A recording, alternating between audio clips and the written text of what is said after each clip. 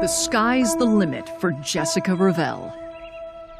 What I was looking for was someone like me who was working towards an amazing future. She shoots for the moon and finds a superstar. He was charming. He was attentive.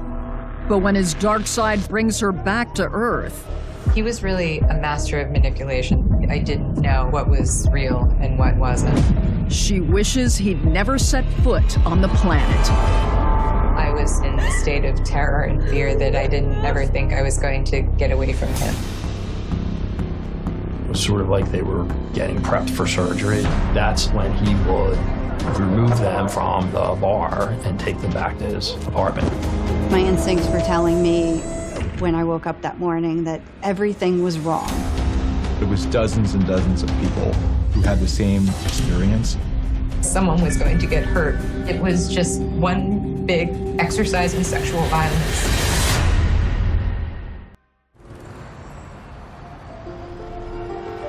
I started college as a musical theater major. And I went on to be a history major, and I focused on medieval and Renaissance British history, which was not the most practical thing that I could have majored in. At a certain point, I needed to get more practical about what I was going to be doing in my life. So I decided I was going to go to law school. 24-year-old Jessica Ravel grew up in New Jersey and is in her second year of law school at Rutgers University when the unthinkable happens nearby.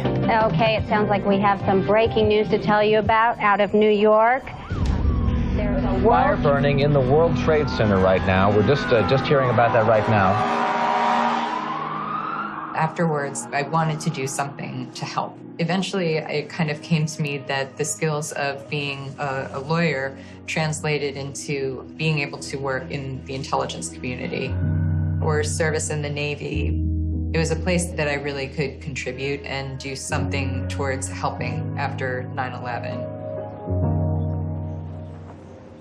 With a vision for her future now crystallizing, Jessica sinks herself into her studies, leaving little time for leisure. Everything was just going really well, but going into the winter of that year, I realized that the thing that was missing in my life was a guy. What I was looking for was someone like me who was working towards an amazing future. I complained to one of my girlfriends that there just weren't any good men in the world anymore, and she laughed and said, "Oh man, do I have the guy for you." He's in the Navy, he is a doctor, he's really just intelligent and funny, and I think you would get along well with him. So I was all like, yeah, bring that on. Let's see where that could go. It's early December when Jessica heads down to the Hard Rock Cafe in Philadelphia for a blind date with Dr. Jeffrey Marsalis. I got there first, and when he walked in, I was honestly kind of underwhelmed. He walked in a black t-shirt and black jeans, and he was really pale. And he had this kind of weird flat top haircut. Not too flattering. I mean, not unattractive, but not attractive either. It definitely wasn't love at first sight. Jeff told me that he grew up on the West Coast. His mother ran a school. His father was a pilot. He talked a lot about how he was a flight surgeon in the Navy and his work as an emergency room doctor. There was something I found attractive about him. He was funny, but he was also arrogant. Looking back with hindsight, I think that I made excuses for that. So after the date, Jeff walked me to the train station, and there was no goodnight kiss, which was fine with me at the time. You know, I wasn't sure even that I liked him. And Jessica isn't sure whether Jeffrey likes her either, until she gets a call from him the following week asking for a second date. I said, yeah, why not? I didn't have a bad time with him, so why not go out with him again? When we went out for the second time, we actually decided that we were going to get Chinese food and watch a movie at my house. So he came to my door, and before he even walked through, he said, "Hey, Chunky Butt, how are you doing?" And I just kind of looked at him, and I was like, what woman wants to be called Chunky Butt? So I actually said to him, "Hey, could you please not call me that, because it's just not cool." I was a beauty queen. Like, I spent time in a swimsuit being judged on my appearance. Being called Chunky Butt, like, at that time, it was just so not true. It's an awkward beginning to their evening, but the tension eases up. We set up the movie and started eating, opened a bottle of wine, and, just talked. We were having a pretty good time, and we got through most of the bottle of wine, and suddenly, I have no idea what happened. I do remember being in my kitchen and him kissing me. And that was the last thing that I remembered until the next morning.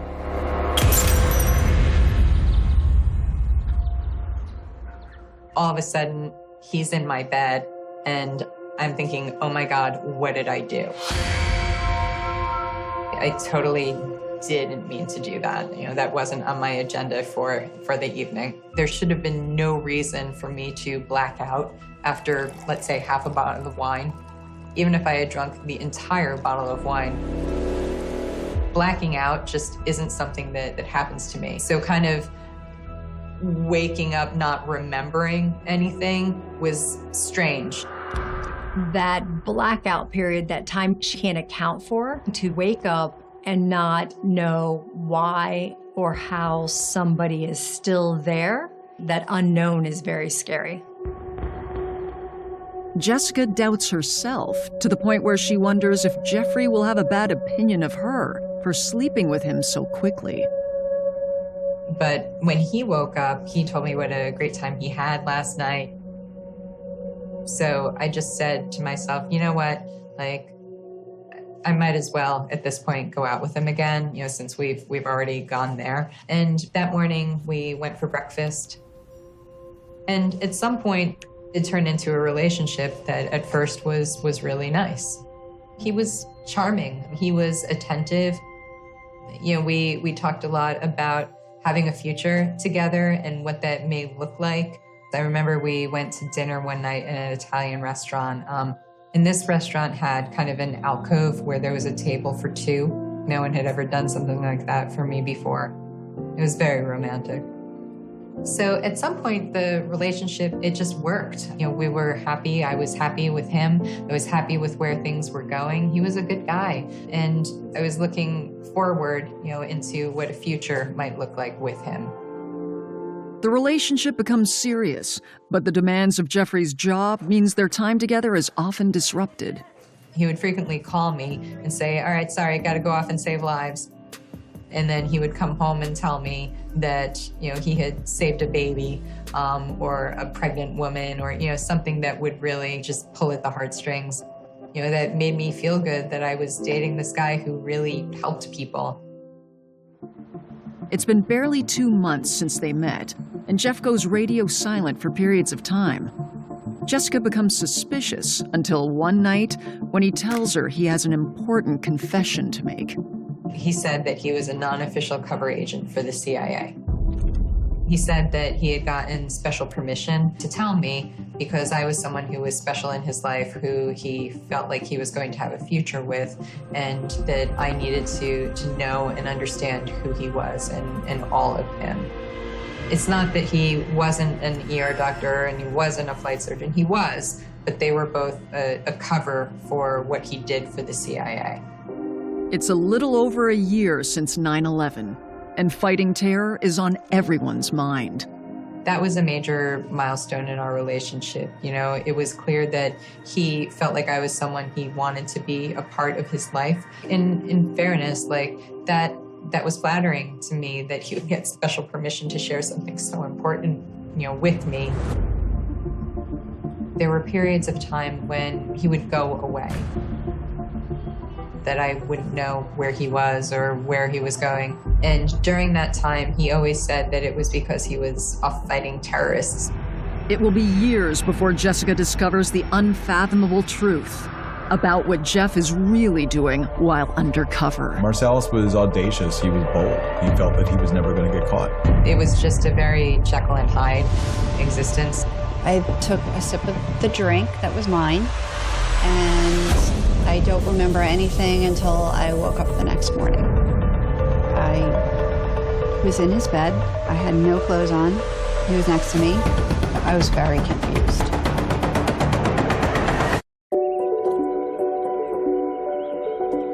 Jessica Ravel is getting deeper into a relationship with Dr. Jeffrey Marsalis, hoping that one day they'd get married and become a power couple. He was helping people, and that was really attractive to me. We talked a lot about a future together and what that would look like with me as the lawyer, him as the doctor. In January 2002, Jessica and Jeff go to Bermuda for their first weekend getaway. When we first landed, it was freezing, and there wasn't anyone around. We got to the hotel. I think that it was under construction because it was an off-season. It was not the most romantic environment for a trip. Jeff suggests they rent a scooter. They ride out to a remote beach, but the journey is far from idyllic. I started getting scared. Because it was dark and we were the only people there, I told him that I wanted to go back, and he told me no, and he just kept driving. He was swerving the scooter in a way that felt dangerous to me. He was laughing in a way that just felt incredibly unhinged, and I remember just crying and telling him I wanted to go back, and he was like, "What, do you think I'm gonna kill you?" "I'm afraid. I want to go back. You're not wanting to take me back, and that's just scary."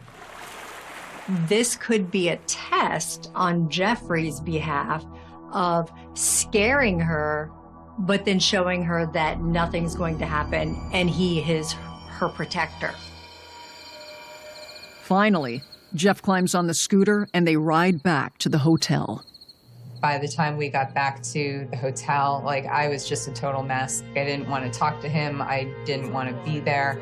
And it was one of those situations in which he started telling me, "You're going to have to learn to have my sort of sense of humor." Jeff's strange mood continues, and he seems intent on baiting Jessica.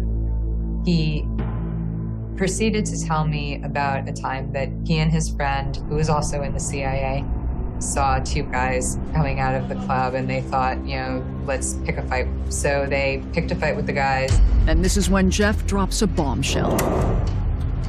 He ended up killing one of them, and his friend put the other one in the hospital. He told me that when the police came, he basically showed them his CIA card, and he got right out of it. That should have been a moment that was just a huge red flag.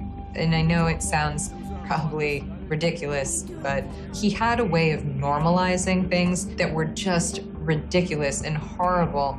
This is an example of something that I've done with one of my friends. And if you can't appreciate that, then we're not going to be able to have a future together.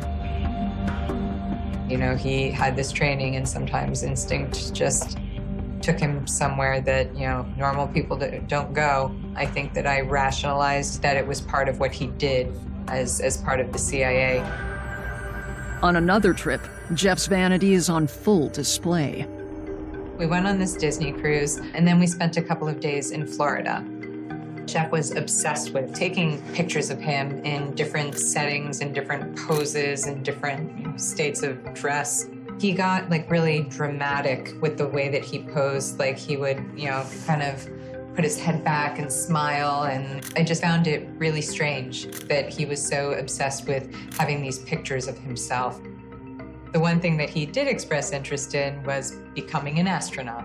We then go to Cape Canaveral, where he decides that he needs a picture of himself in an astronaut costume. I remember asking him, well, why do you need to do that if you're going to go to astronaut training? He was like, well, it's just a fun thing to do. After we were done with the photo session, he was very excited about the picture. He actually gave it to me as a gift. On their first Valentine's Day in 2002, Jeff tells Jessica he wants to show her where he works. Jeff said he had something really special planned for us. And we went from his apartment to the hospital. He seemed to have access to everywhere. He then proceeded to take me to the cadaver lab. He opened drawers with dead people, showed me different organs, and suddenly he ripped off the guy's arm and then chased me around the cadaver lab with it while he laughed maniacally. I was terrified, and he told me it wasn't a big deal. He asked me why I thought it was such a big deal. When they return to his apartment, Jessica is furious. I remember grabbing my bag and just telling him I was leaving, and he blocked the door. He wouldn't allow me to leave.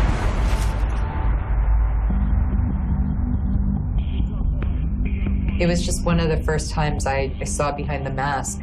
Despite this deeply disturbing incident, Jessica and Jeff continue to see each other. And in the summer of 2003, Jessica graduates from Rutgers Law School. I took time and did some research into where I might want to be. I ultimately ended up enlisting in the Navy as an intelligence specialist. Over the next year, Jessica launches her new career as Jeff continues to serve the Navy and CIA in his undercover capacity. He would be going off on what he called missions. He's playing me recordings of what he says are him interrogating terrorists in Afghanistan, and all I hear is screaming. He played those things for me pretty regularly. I was 24, 25, and at that age, I didn't have a lot of experience with the world. It seemed like, oh my gosh, I knew what the CIA was from movies and TV, and what he was telling me made sense. Jessica thinks the pressure of Jeff's work or some unknown stressor is making him increasingly controlling. He started isolating me from my friends, getting me to a point where I needed to rely on him for comfort, for friendship, because I just didn't have anyone else. Either I stopped talking to them, or my life was just getting too crazy with him and they stopped talking to me. I came to think that this was just my life and something that I needed to deal with, because if I didn't, people were going to get hurt. He talked about killing people, so there was definitely a part of me that was quite sure he was capable of doing that to me or people I love. Jessica becomes scared in her relationship. I just started looking for coping mechanisms. I would literally go to the gym and do an aerobics class and then run 10 miles a night. So I had an excuse to not be near him. I trained for a marathon so that I wouldn't be able to see him on weekends because I was just afraid. After more than 2 years of dating, Jeff pops the question in April 2004. You would think getting engaged is supposed to be this happy, exciting thing. But by the time that, he brought it up, I was already in that state of terror and fear that I didn't ever think I was going to get away from him. So I said, okay. And that was it. But unbeknownst to Jessica, Jeff is leading a sinister double life. I totally lost my 20s to this horrible, horrible person. And they're not something that I can ever get back.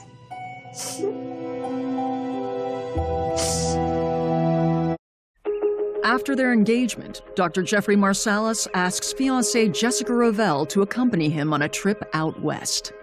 His dad was his idol, so it was just a really big deal that I was going out to Park City, Utah to meet his dad. We went skiing, we went shopping. From what I recall, we did a lot of nice things on that trip. Seeing the normalcy of the family really made me question, where did he come from? Because they were just so kind and welcoming. But it remains a stark contrast to Jeff's disturbing and frenetic energy. He busts open the drawer and just starts screaming at me. He's got a shotgun and he's pointing it at me and he's just screaming, "I'm gonna kill you." When he was done screaming, he took a pause and he looked at me and said, "Just kidding," and turned around and pranced out of the bathroom. I think at that point, I was just so broken down. I let it go as one of those things that I needed to deal with in my life. Back in Philadelphia, Jeff's abusive behavior continues. I remember being on the phone with him, and I didn't care if he killed me. I didn't care if I lived. Like, I just couldn't deal with him anymore. And something just, clicked in my head. And I said, I can't do this anymore. And I hung up on him, and I immediately called 911 and said I needed help. I needed help. And as they were sending police over, I called my mom and I told her everything that was happening. And, it was kind of one of those, like, why didn't you tell us moments? The police arrive and escort Jessica safely downtown to file a temporary restraining order. It could have gone the wrong way any number of times. Handling it the way I did actually may have saved my life. Soon, Jessica will learn that she is not alone, because Jeff's undercover work for the Navy and CIA has been a cover for something completely different. It was March of 2004 when I began communicating with Jeffrey Marsalis. It was a time in my life where I was interested in getting married and having children. Joanne Bottaro Cooper is single with a successful career in marketing when she decides to give online dating a try. Jeffrey Marsalis' profile looked like he was a good catch. He had pictures of him in his medical scrubs with an astronaut's uniform. He had a lot of other pictures. Jeffrey said that he wanted to meet me out for a date, and I said yes. I lived in New Jersey, so he planned for me to come into Philly. They go to a popular Irish bar in Philadelphia, the Tir na Nog, where he describes his thriving career as an astronaut. I was excited because he actually looked like his profile. As we were chatting and sat down at the bar, he started describing his residency program and the NASA program, and I was interested. He was interesting. He lived in a high-rise apartment building in the city that was also just a few blocks from where we were. So we went down to his apartment. He asked if I wanted a drink. I said no to an alcoholic drink. So I just wanted something non-alcoholic, whether it be water or soda. I sat down on the couch. We started to talk a little bit. He did kiss me. I then took a sip of the drink that was mine. And I don't remember anything until I woke up the next morning. I was in his bed. I had no clothes on. He was next to me. My head hurt. Every part of me hurt. I was violently ill. I knew I had sex with him. There was no question. But I didn't know why, because I had no intentions of staying over in his apartment, of having sex with him. I blacked out for probably about 8 hours. There's nothing in between my taking the sip of the drink and then waking up the next morning. I chalked it up to maybe not having enough to eat on Friday. When Marsalis wakes up, his reaction seems to indicate nothing is amiss. He started chatting with me like everything was normal, like what we did was normal, and I didn't say anything to him that I didn't remember anything. I just kept it all to myself. So I had assumed that I, wanted it, and I can't really explain it. I wish I could, but I can't explain it to myself. I just figured I would just forget about it. I was just gonna put it away and move on. Over a year after Joanne dated Jeff, Jessica gets an unexpected call from the manager of his apartment building. She called me and said, hey, I think you need to call the Philadelphia SBU. And I was like, oh, okay. Why? What happened? And she said, just call them. Jessica immediately reaches out. I remember them asking me questions, and some of them were about him dating other people, and I had no idea. The special agents tell Jessica that Jeff is accused of raping at least 2 women while she has been engaged to him. At first, I don't know if I was in denial. I understood what my experience was, but as they were asking me questions about what sounded like the experiences of other women, it just, gosh, I don't even know how to explain it. There came a point when I was talking with the detectives that kind of a light bulb went off, and it all kind of came together. The last couple years of my life were basically one big date rape. I came to understand that it wasn't just me, and that was just so scary. I have to almost laugh at that. Let's get over the profile. And eventually we're going to see me as the person who I am inside. The caring, the loving, the nurturing, the easygoing, the great guy. In March 2005, Philadelphia's Special Victims Unit launches an investigation into Jeffrey Marsalis. The first victim that came in said she had met him on a dating website. They went out on a date. She said they had a couple drinks, went back to his apartment. She woke up with him on top of her. And then wake up the next morning, he kind of sweet talks her into hey, we were both drinking, we had a good time, we should go out again. And she did. But after he stopped talking to her, it was really bothering her. And she came in and made a report. By this time, it's too late to conduct a rape kit or drug test on the victim. But police obtain a search warrant for Jeff's apartment. The first time he's not home, so we go to the manager of the apartment complex. When the building manager reads the search warrant, she is visibly distressed. You could see the blood just go like this, just go right off her face. And we looked at her, she says, he did the same thing to me. We went to search his apartment. Screensaver had CIA on it. He had a bulletproof vest there. He had a doctor's coat with his name on it. They also find what appear to be classified CIA documents, all of which are later determined to be forgeries. Mr. Marsalis was very good and very committed to pretending to be a doctor. And he convinced other doctors, other patients, other people in the hospital that he was Dr. Marsalis.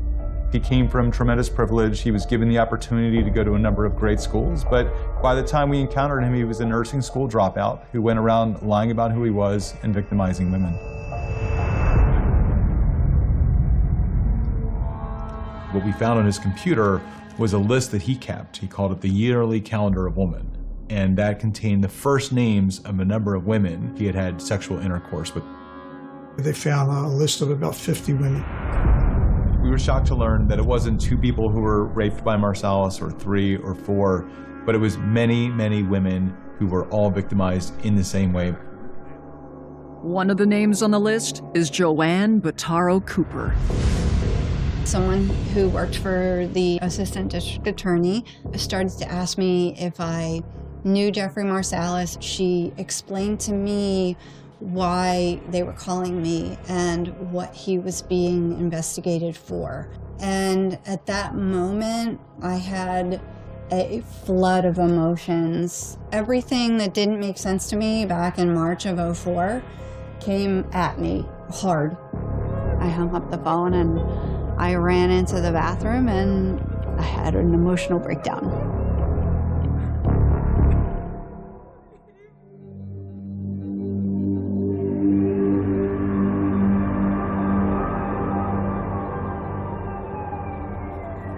Jeffrey Marsalis is arrested in April 2005, but makes bail and flees to his mother's condo in Utah. Jessica, Joanne, and a group of other victims work with police to prepare for trial. We came up with a plan between the Philadelphia police detectives and FBI agents. Some of the victims were local, some were in the surrounding counties, some were in other states.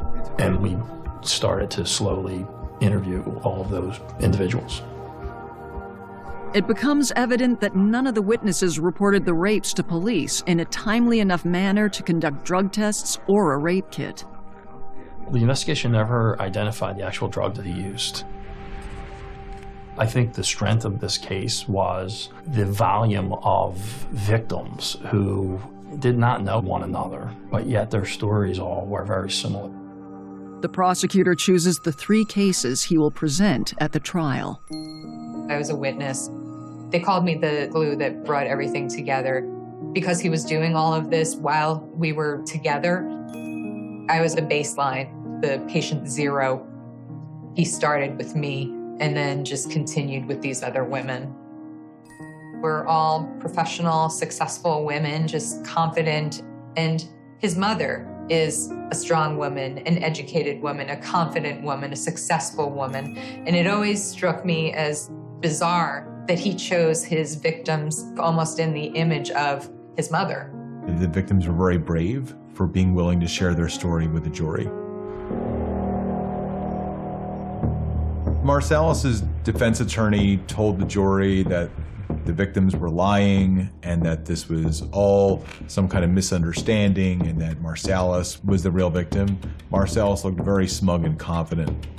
Their strategy was, he's a liar, he's not a doctor, he's not the things that he said he was, but he's not a rapist. These were women who were looking for, Prince Charming, and he's not that, so they're upset and they conspired together because they had seen him again and then they had a consensual relationship that presented a challenge to get a successful prosecution. In a controversial ABC interview with Marsalis, he reacts to their accusations of him lying about his profession. The truth is simple. We had a great time, had consensual sex numerous times with one another. If I'm such a god-awful person, why do you keep on hanging out with me for? He's extremely excited by it, but he's excited by it because he is gaining control over somebody who he shouldn't be able to get control over. They shouldn't be easy targets. And so therefore, by going after them, he has gained control, and that level of control thrills him, excites him, and just pushes him to do it again and again and again. At the trial, the defense lawyers adopt a familiar tactic, victim blaming. What were you wearing? Why did you sleep with him? Why did you sleep with him again? Why did you go out with him again? So it becomes more a focus on the victim's morality, if you will, than it does about the individual, the accused's culpability in the situation.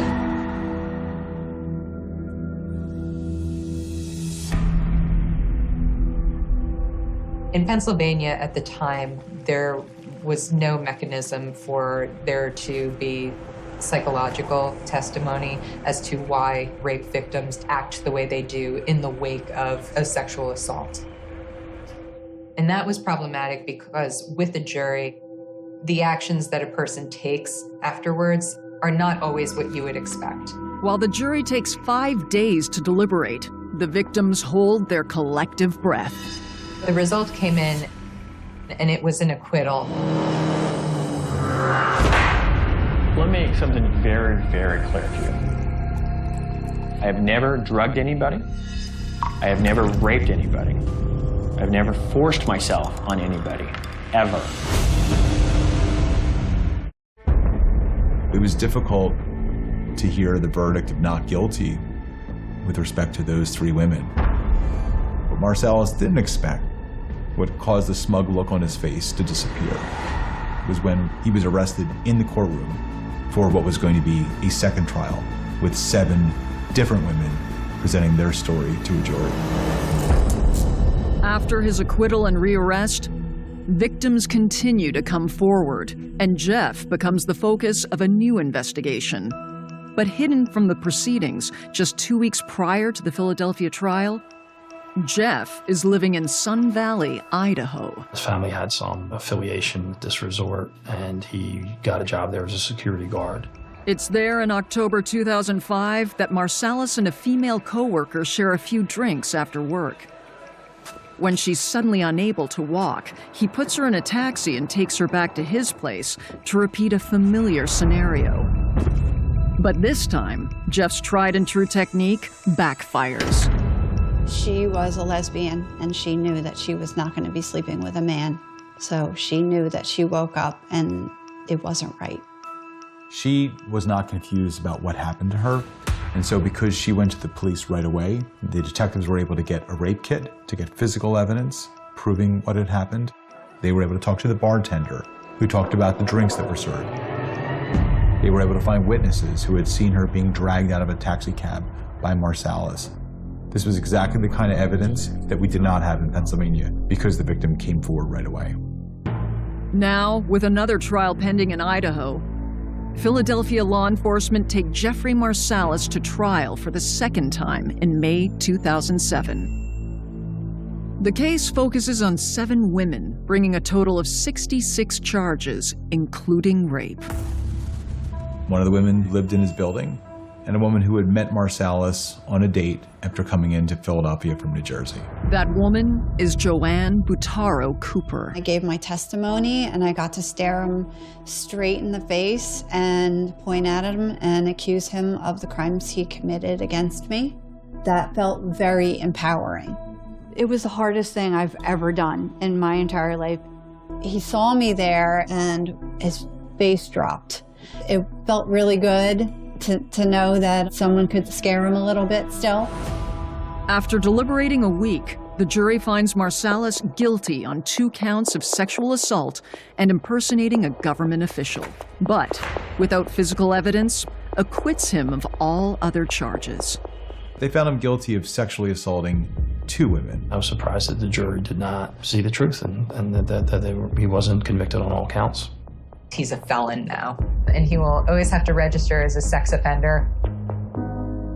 With Jeff finally behind bars, Jessica begins the difficult task of rebuilding her life. With every moment that you are moving forward and putting it further in your rear view, I look at my own life, and there are some tough years. It's not something that you ever forget. Certainly, it's always there. It's possible to get to a point that it's not the sole influence in your life. Despite not being found guilty of rape, Marsalis is given a new moniker in the press, the Match.com rapist. It's not until April 2009 that the Idaho case goes to trial. The jury heard that Marsalis denied having had any kind of intercourse with the victim, and yet a rape kit that was performed showed that he was a liar. I felt like she was the strongest. She did what all of us hadn't done. As Jeff enters the court for sentencing, he notices Jessica sitting in the gallery. He thought he was being smug and he was getting to me. But at the end of the day, my being able to look back at him and, really just signal to him what a dirtbag he is was satisfying and an opportunity to just take my power back, and I did. After hearing all the evidence, the jury found Marsalis guilty of rape. When it comes to sentencing, the judge is able to take the dozens of cases from Pennsylvania into account. The outcome of the third trial was the most satisfying of all of them. I will sentence you to a term of life imprisonment in the Idaho State Penitentiary.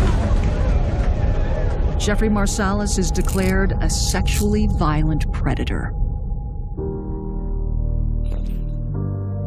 It was the moment in which I knew that it wasn't wrong. I knew that it was not real. And I'm glad I went to Idaho, because I don't know whether I'd have gotten that closure otherwise.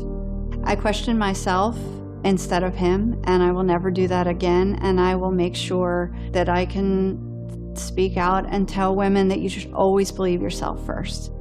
Joanne starts a rape crisis counseling organization and eventually, through a mutual friend, reconnects with an old boyfriend from college. I've been married for 3.5 years. I'm extremely happy in my job. I work for a nonprofit, and I just continue to do things that make me happy. Without the bravery of all the survivors in this case, he'd still be out there doing it. Jeffrey Marsalis is, in fact, one of the worst serial rapists in Pennsylvania's history. After the Marsalis case, rape trials in Pennsylvania will never be the same. When victim after victim shared the same story, and Marsalis was still acquitted of rape, the Pennsylvania legislature responded by changing the law, which allowed expert testimony to come into rape cases so that jurors could better understand the psychology and behavior of rape victims. I want to let others know that this is not going to define you for the rest of your lives. This is a moment in time, and it sucks. Like, it really, truly sucks, but you get past it. Jessica goes on to become an intelligence officer in the Navy and spends 20 years working for the FBI. I'm an investigator at Microsoft now. There are so many good things that have gone on in my life. I'm married, I have 2 amazing silly dogs, and I've got relationships that are strong with my family, my friends.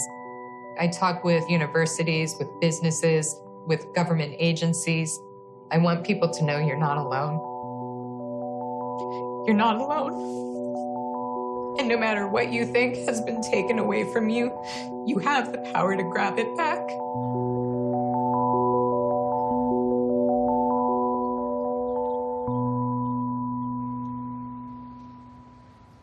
It begins with a sound that should not exist at 6:43 on a quiet California morning in the spring of 1987. The slow, unanswered ringing of a telephone inside a house where someone should have picked up. Outside, the neighborhood is already awake. Lawns are being watered. Car doors slam. Somewhere, a radio murmurs the news.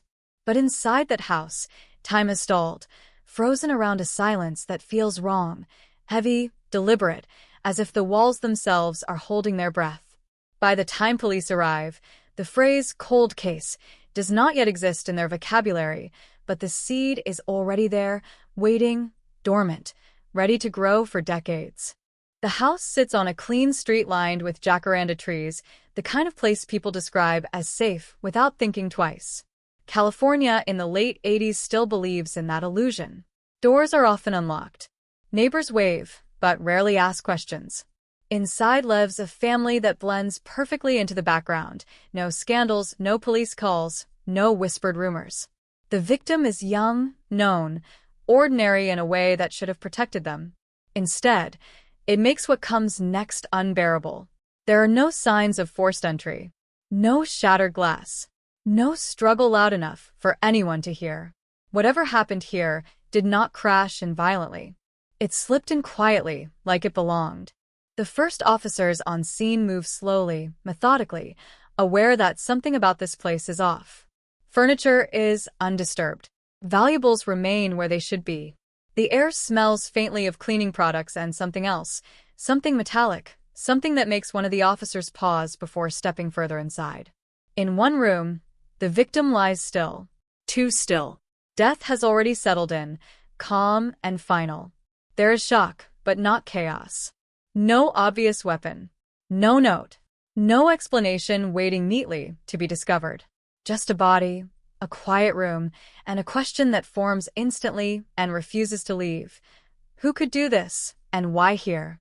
Word spreads quickly. By noon, the street is crowded with patrol cars and unmarked sedans. Curtains twitch.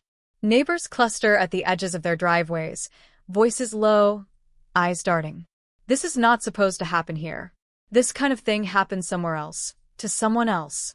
The victim's name moves from mouth to mouth, each time sounding less real.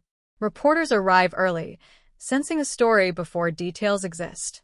Cameras point at the house, hungry and patient.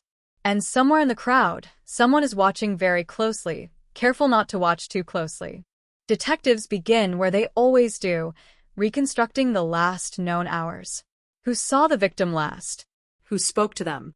What they were planning to do that day. The answers are painfully ordinary. Dinner plans. A routine visit. A familiar face stopping by. Nothing that raises alarms. Nothing that explains why this life ended here. Friends describe the victim as trusting, kind, the sort of person who never imagined danger lurking behind a smile. Family members echo the same words through tears, struggling to understand how something so brutal could grow out of something so normal. As the hours stretch into days, the case begins to attract a new label from the media: mysterious. Investigators canvass the neighborhood, knocking on doors, collecting fragments of memory. Someone heard a car. Someone saw a figure they can't quite describe. Someone noticed nothing at all. Tips pour in, most of them useless, some of them strange. One caller insists the house felt different that week, as if something bad was coming. Another swears they saw a familiar car parked out front at an odd hour, but can't remember the license plate. The pieces refuse to fit together. Inside the investigation room, the evidence board grows crowded, but not clearer. Photos of the scene. Maps of the neighborhood. Timelines scribbled and rewritten. The lack of forced entry becomes an obsession. Whoever did this was not a stranger kicking down a door in the night. They were let in, or they already belonged there. That realization sends a chill through the room because it shrinks the suspect pool in a way that feels personal, invasive. Suddenly, the danger is not abstract. It has a face, or many faces, all of them familiar. Detectives start looking inward, toward the victim's circle. Friends, co-workers, neighbors, family acquaintances, people who attended birthdays, shared meals, borrowed tools, laughed in this very house. Interviews begin politely, cautiously, but the tone shifts as patterns emerge. Inconsistencies. Alibis that wobble under scrutiny. Stories that change just enough to raise eyebrows but not enough to accuse. Everyone seems shocked. Everyone seems cooperative. Everyone insists they loved the victim. And yet, someone is lying. The community feels it before it understands it. Trust erodes quietly.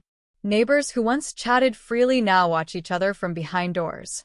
Parents keep children inside a little longer. Conversations trail off when certain names are mentioned. There is a sense that the threat did not come from outside, but from within, and that realization is more terrifying than any unknown intruder. The case dominates local news, headlines growing darker with each passing day. Mystery deepens. No arrests yet. Police seek new leads. The word cold has not yet appeared, but the temperature is dropping. Weeks pass. Then months. The initial flood of tips slows to a trickle. Evidence that once seemed promising goes nowhere.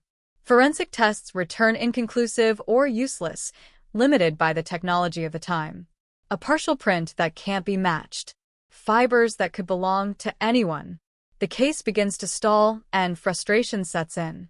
Detectives argue late into the night, replaying interviews, re-examining photos, asking the same questions again and again, hoping repetition will reveal what logic has not. And then, quietly, a name begins to surface. Not officially. Not in press releases. In side conversations. In notes scribbled in the margins of reports. A trusted family friend. Someone close enough to be invisible. Someone who knew the routines, the habits, the blind spots. Someone who would not have raised suspicion standing at the door. The idea is explosive, dangerous, and yet impossible to ignore. When investigators look at this person's timeline, things don't line up neatly.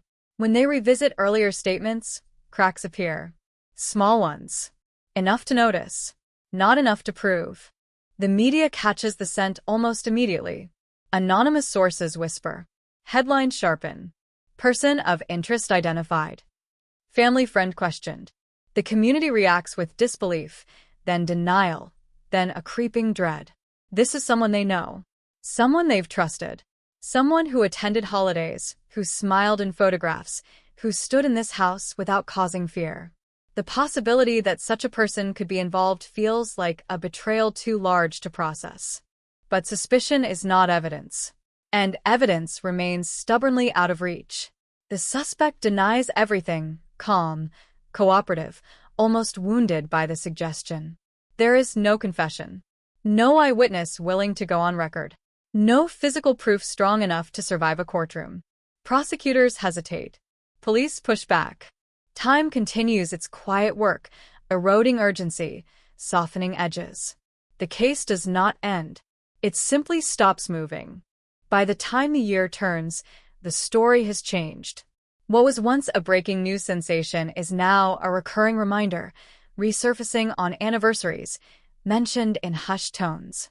The phrase cold case finally enters the conversation, heavy with implication. The house stands unchanged, but everything around it is different. Lives move on, but they move around this absence, this unanswered question that refuses to disappear. And somewhere beneath layers of files and fading memories, the truth waits. Not resolved, not confessed, just suspended, like that unanswered phone call on a spring morning in 1987, still ringing, still echoing, daring someone to finally pick up.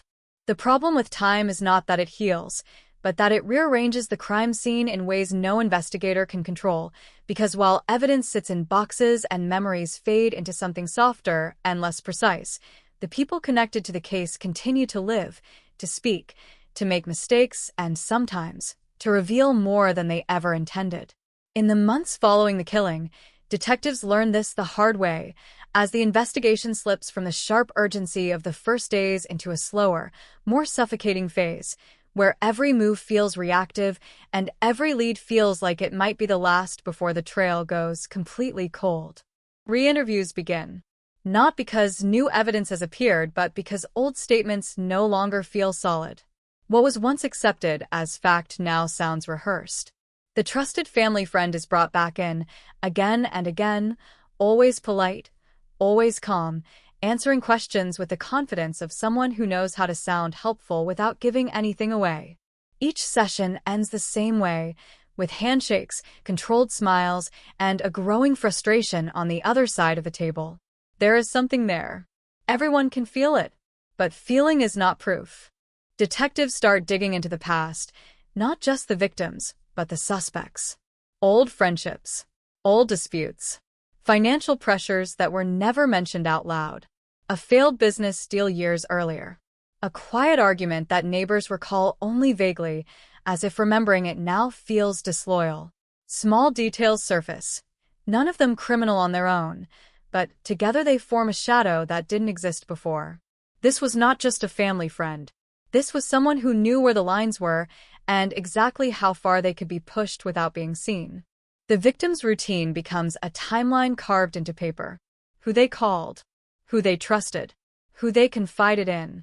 Phone records are combed through manually, line by line, a slow and imperfect process in an era before digital convenience. One number appears more often than expected. Familiar, safe, belonging to someone no one ever thought to question. The realization hits like a quiet punch to the chest. Trust, once given, is hard to take back, even after death. Meanwhile, the community is unraveling in subtle ways. The initial shock has settled into something darker. Suspicion doesn't scream. It whispers. People avoid eye contact. Invitations stop coming. Children are warned carefully about who they can talk to. The case has taught everyone the same lesson, that danger does not always look dangerous. And that lesson lingers, heavy and uncomfortable, shaping daily life in ways no one admits out loud. Inside the police department, pressure mounts. Supervisors want results. The media wants updates. The family wants answers. Detectives feel the weight of all three, pressing down every time they open the case file. They revisit the crime scene in their minds, again and again, walking through it step by step, imagining different scenarios, different choices, different outcomes. What if someone else had arrived earlier? What if a neighbor had looked out the window? What if the victim had hesitated, just for a second longer? New technology is limited, but hope is not entirely gone. Evidence is sent out again for testing, re-examined with slightly improved methods. Results come back slowly, cautiously. Some samples are too degraded. Others are inconclusive. One item, once dismissed as irrelevant, suddenly raises questions. It doesn't point cleanly to anyone, but it doesn't clear anyone either. It becomes another loose thread, tempting and dangerous, because pulling it too hard could unravel the entire case. The suspect's name begins to appear more frequently in internal documents. Still unofficial. Still careful. Detectives argue over strategy. Push harder and risk losing cooperation, or pull back and wait for a mistake. The suspect, for their part, seems to sense the shift. Conversations grow shorter. Answers become sharper, more controlled.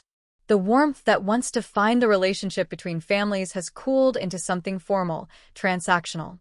Whatever innocence once existed, real or performed, is slipping. Years pass. The file thickens. Dust settles.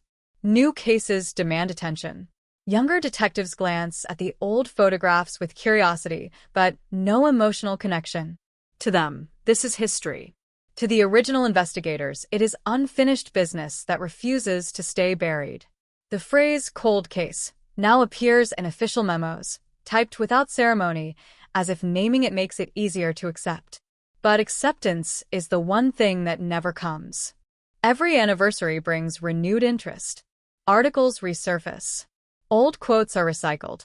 The family gives statements that sound practiced, exhausted, but still hopeful.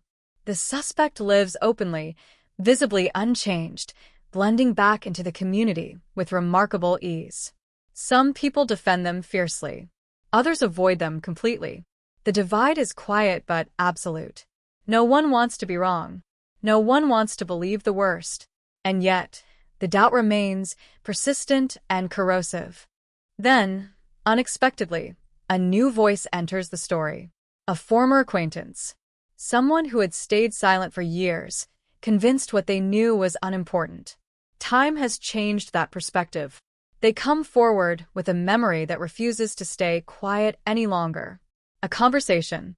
A strange remark made after the crime, dismissed at the time as shock or poor judgment. Now it sounds different. Now it sounds like something else entirely. Detectives listen carefully, recording every word. It's not enough. Not yet. But it adds weight to a theory that has been floating just beneath the surface for years. The suspect is called in again. The room feels colder this time. Questions are more direct. Silence stretches longer. There is a moment, brief, almost imperceptible, when composure slips. A hesitation. A look away. It's gone as quickly as it appears, but it's there. Everyone in the room sees it. Still, the law demands more. The case remains officially unsolved. Files are archived, then reopened, then archived again. Each cycle feels heavier than the last. Detectives retire. Witnesses age. Some die, taking whatever they knew with them. The suspect grows older too, moving through life uncharged, untouched by the legal consequences that hover just out of reach.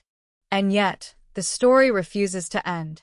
It lingers in conversations, in newspaper clippings tucked into drawers, in the uneasy way people still reference the year 1987 as if it's not quite over. The cold case is not just a file. It's a presence.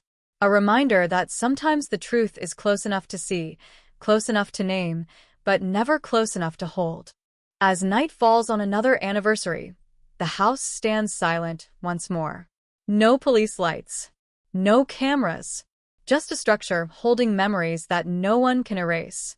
Somewhere, someone knows exactly what happened inside those walls. And until that knowledge is spoken aloud, the case remains cracked, but not broken, waiting, patient, and painfully alive. Time does not announce itself when it changes a case. It simply arrives one day wearing a different face, and by the time anyone notices, the damage is already done. In the early 90s, California feels older, harder, less forgiving, and the investigation reflects that shift, moving away from hope and toward endurance, sustained not by momentum, but by refusal to forget. The cold case unit inherits the file like a burden passed down, thick with paperwork, contradictions, and a single name that keeps resurfacing no matter how often it is crossed out and rewritten. The new detectives read everything. Not just reports, but margins. Notes scribbled late at night. Questions never answered.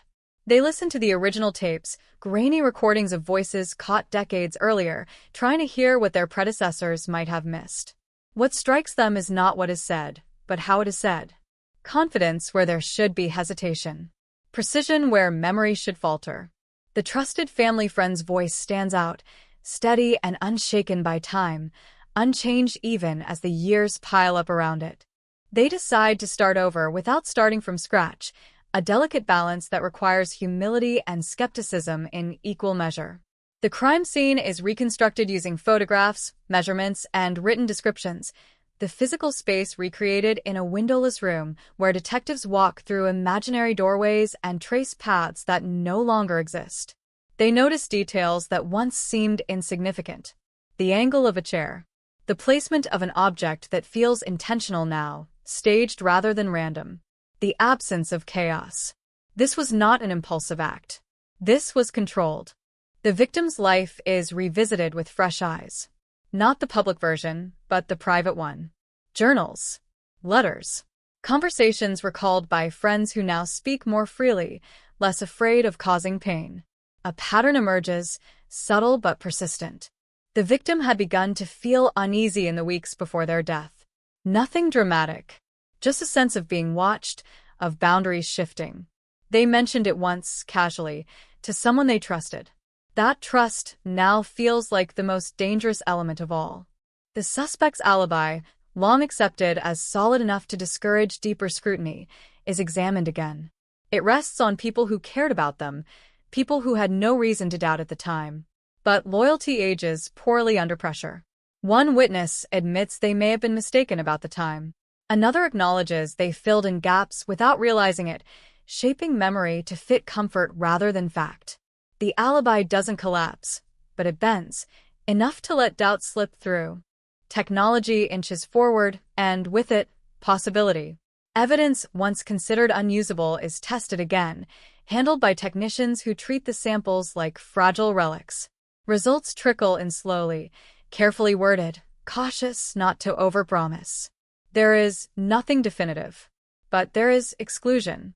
Names quietly crossed off lists. Paths closed forever. And each elimination leaves the same figure standing in the narrowing spotlight, unchanged, unmoved. The suspect's life, meanwhile, continues in plain view. Career shifts. New relationships. Public normalcy maintained with an almost defiant consistency. To some, this is proof of innocence. To others, it feels rehearsed, an act perfected over years of scrutiny. Detectives watch from a distance, limited by law, bound by procedure, waiting for something to crack. Sometimes it does. A sudden anger. A careless comment. A story told differently, depending on the audience. Each moment logged, archived, weighed. The community has learned to live with the uncertainty, but it hasn't made peace with it.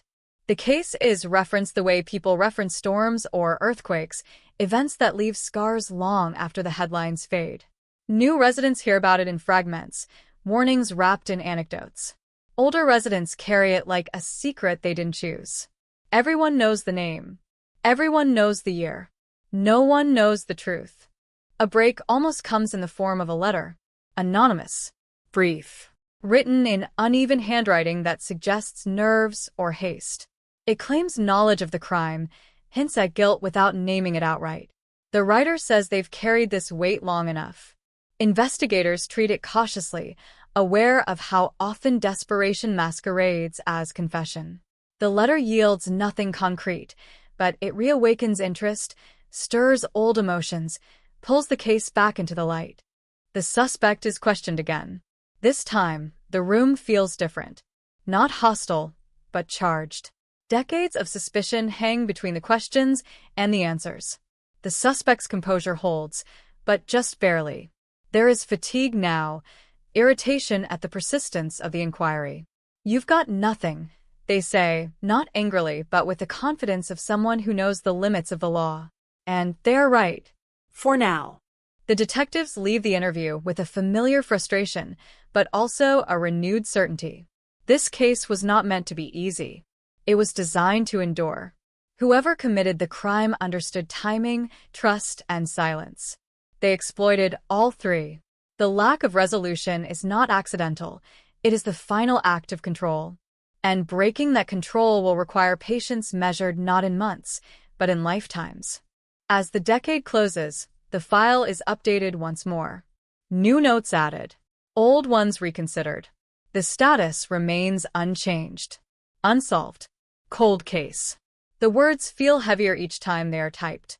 Outside, the world moves forward, unaware of how close it once came to an answer or how narrowly it missed it. Late one night, a detective lingers after everyone else has gone home, staring at a photograph of the suspect taken years ago. The face looks ordinary, forgettable. That, more than anything, is what makes it terrifying. The detective turns off the light, locks the door, and carries the case home in their thoughts, knowing that somewhere, the truth is aging alongside everyone else, waiting for the one moment it can no longer hide. And so the cold case remains alive, breathing quietly beneath layers of time, its pulse faint but steady, refusing to die, refusing to be solved, daring anyone to come close enough to finally finish what was started in 1987. The case survives the 90s the way certain buildings survive earthquakes, damaged, reinforced, altered, but never erased. By the time a new millennium approaches, the file has become a kind of living artifact passed from hand to hand, its edges soft from years of use, its contents heavier with everything that never made it to court. The words California 1987 cold case no longer sound temporary. They sound permanent. And permanence in an investigation like this is its own kind of failure. A new generation of detectives enters the picture with a different relationship to time. They were young when the crime happened, or not yet born at all. To them, 1987 is not memory but history, and that distance allows for a colder, more surgical approach. They don't remember the media frenzy. They don't feel the emotional residue of the first interviews. They approach the case the way one approaches a puzzle stripped of context, asking not who feels guilty, but what still makes sense. They digitize everything. Old reports scanned, audio cleaned up, photographs enhanced just enough to sharpen edges without inventing details. Patterns begin to emerge that were harder to see on paper. Timelines overlap in ways that feel intentional. Gaps appear where assumptions once lived. The trusted family friends movements on the day of the crime are mapped again, this time minute by minute. The margin for error shrinks. The story they've told for years still works, but only just. Technology offers new temptations. DNA databases grow. Cold case breakthroughs dominate headlines elsewhere. Families wait by phones. Detectives submit evidence once more, knowing the odds but unable to ignore the possibility. Weeks turn into months. Then results arrive, carefully worded, cautiously optimistic. A partial profile. Incomplete. Not enough to name a killer. Enough to exclude several more people. The circle tightens again, and once more, the same figure remains inside it. The suspect is older now. Grayer. Slower in movement, sharper in defensiveness. When contacted, they agree to speak, outwardly cooperative, inwardly irritated. The interview room has changed since the 80s, new furniture, better recording equipment, but the tension feels familiar. Questions revisit old ground from new angles. Memory is tested. Pressure applied gently, then more firmly. The suspect answers smoothly, but there is a subtle shift, a sense that the repetition itself has become exhausting. Innocence should not require this much maintenance. Outside the station, the world has learned to live with unresolved stories. True crime becomes entertainment. Cold cases become podcasts. The community hears their own tragedy reframed, narrated by strangers, dissected for clues that have already been chased to exhaustion. Some welcome the attention, hoping exposure might bring new witnesses. Others resent it, feeling the case is being consumed rather than solved. Through it all, the same question lingers. How can something so close remain so unreachable? The victim's family ages under the weight of waiting. Parents grow older. Siblings build lives around an absence that never shrinks. Their memories are vivid, painful, unchanging, while everyone else's blur. They attend meetings, give statements, repeat details they know by heart. Hope becomes something quieter, less dramatic. Not expectation, but endurance. They are not waiting for closure anymore. They are waiting for truth. A potential break comes unexpectedly, not from evidence, but from circumstance. A former associate of the suspect is arrested on an unrelated charge. During questioning, a comment surfaces, casual, almost careless. A recollection of a night long ago. A tension remembered. A remark overheard that felt wrong even then. The witness hesitates, aware of the gravity of what they're suggesting. Detectives listen without interrupting, careful not to contaminate the memory with their own theories. The statement is thin, fragile, the kind that can collapse under cross-examination. But it aligns with other fragments collected over the years. It doesn't solve the case. It sharpens it. Investigators feel that familiar surge of adrenaline tempered by experience. They've been here before. They know better than to celebrate. The suspect is confronted again, this time with information they were not expecting. The reaction is controlled but revealing. A defensive laugh. A quick dismissal. Then silence. The room stretches around that silence, heavy with implication. Nothing is admitted. Nothing is proven. But something changes. The confidence that once dominated these interviews begins to fracture, not dramatically, but enough to notice. Legal realities loom large. Prosecutors review the file with clinical detachment, weighing the risk of trial against the cost of failure. Circumstantial evidence can persuade a jury, or collapse entirely. Memories are old. Witnesses inconsistent. The defense would have decades of doubt to exploit. The decision is delayed. Then delayed again. Justice, in this case, must wait for certainty that may never come. Public interest flares and fades in cycles. Each new development sparks headlines, then disappointment. Cold case nears breakthrough. No charges filed. The language grows cautious, almost apologetic. Reporters learn not to promise endings. The story becomes less about resolution and more about persistence, about the strange endurance of a question that refuses to die. As years pass, the suspect's health becomes a factor. Mortality enters the equation, unspoken but present.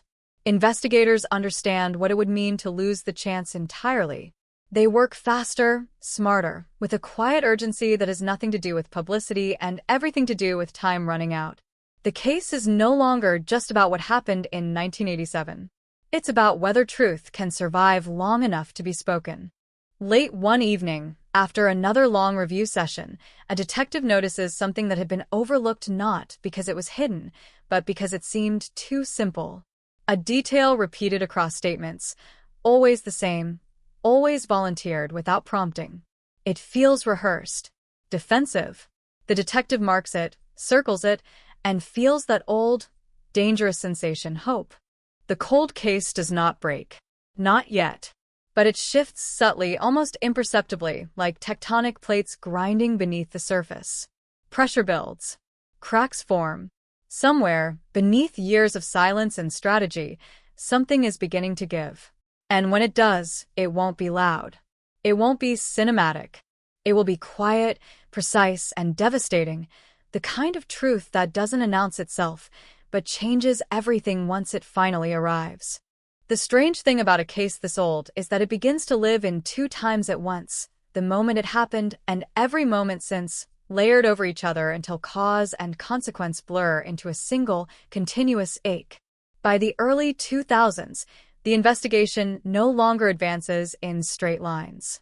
It circles. It returns. It waits. Detectives learn that progress does not always look like movement forward. Sometimes it looks like standing still long enough for something else to move instead. The suspect knows this too.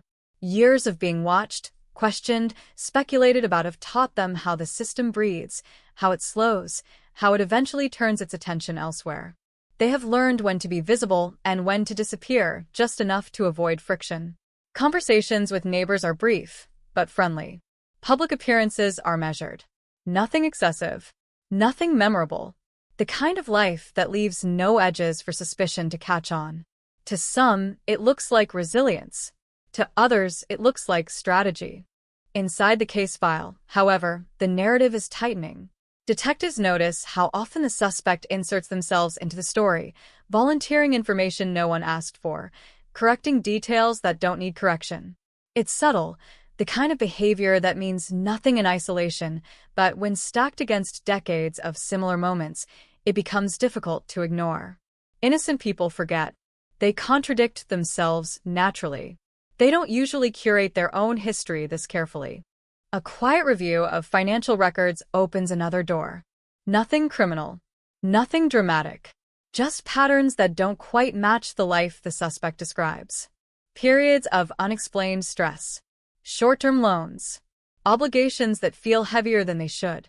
Investigators consider motive again, reluctantly. It's an uncomfortable exercise, assigning meaning to numbers, speculating about pressure that never turned into a police report. But motive doesn't have to be visible to exist. Sometimes it hides in pride, in fear, in the desperate need to control how one is seen. The victim's final weeks are reconstructed yet again, this time with an emphasis on emotional proximity rather than physical movement. Who spoke to them when they were uneasy? Who reassured them? Who told them they were overthinking things? A pattern emerges that feels cruel in its simplicity. The person the victim trusted most during that period is the same person who remains most entangled in the unanswered questions. Trust becomes the central weapon in the story, more powerful than any object left behind at the scene. As this perspective solidifies, investigators begin to consider the possibility that the crime was not meant to disappear forever, that it was designed to look solvable, almost, while remaining just beyond reach. No forced entry. No obvious rage. No mess. A scene that suggests familiarity and calm, lulling everyone into assumptions that would later become obstacles.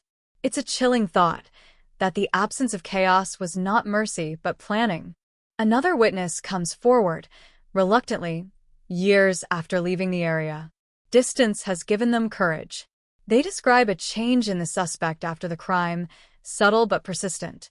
A guardedness that replaced warmth. A fixation on news coverage. An insistence on discussing details that most people avoided. At the time, it felt like shared grief. Now, it sounds like something else. The statement is recorded, cross-checked, placed carefully into the growing structure of circumstantial truth. Still, the legal barrier remains unmoved. Prosecutors warn against confirmation bias. They remind investigators that suspicion, no matter how consistent, is not enough.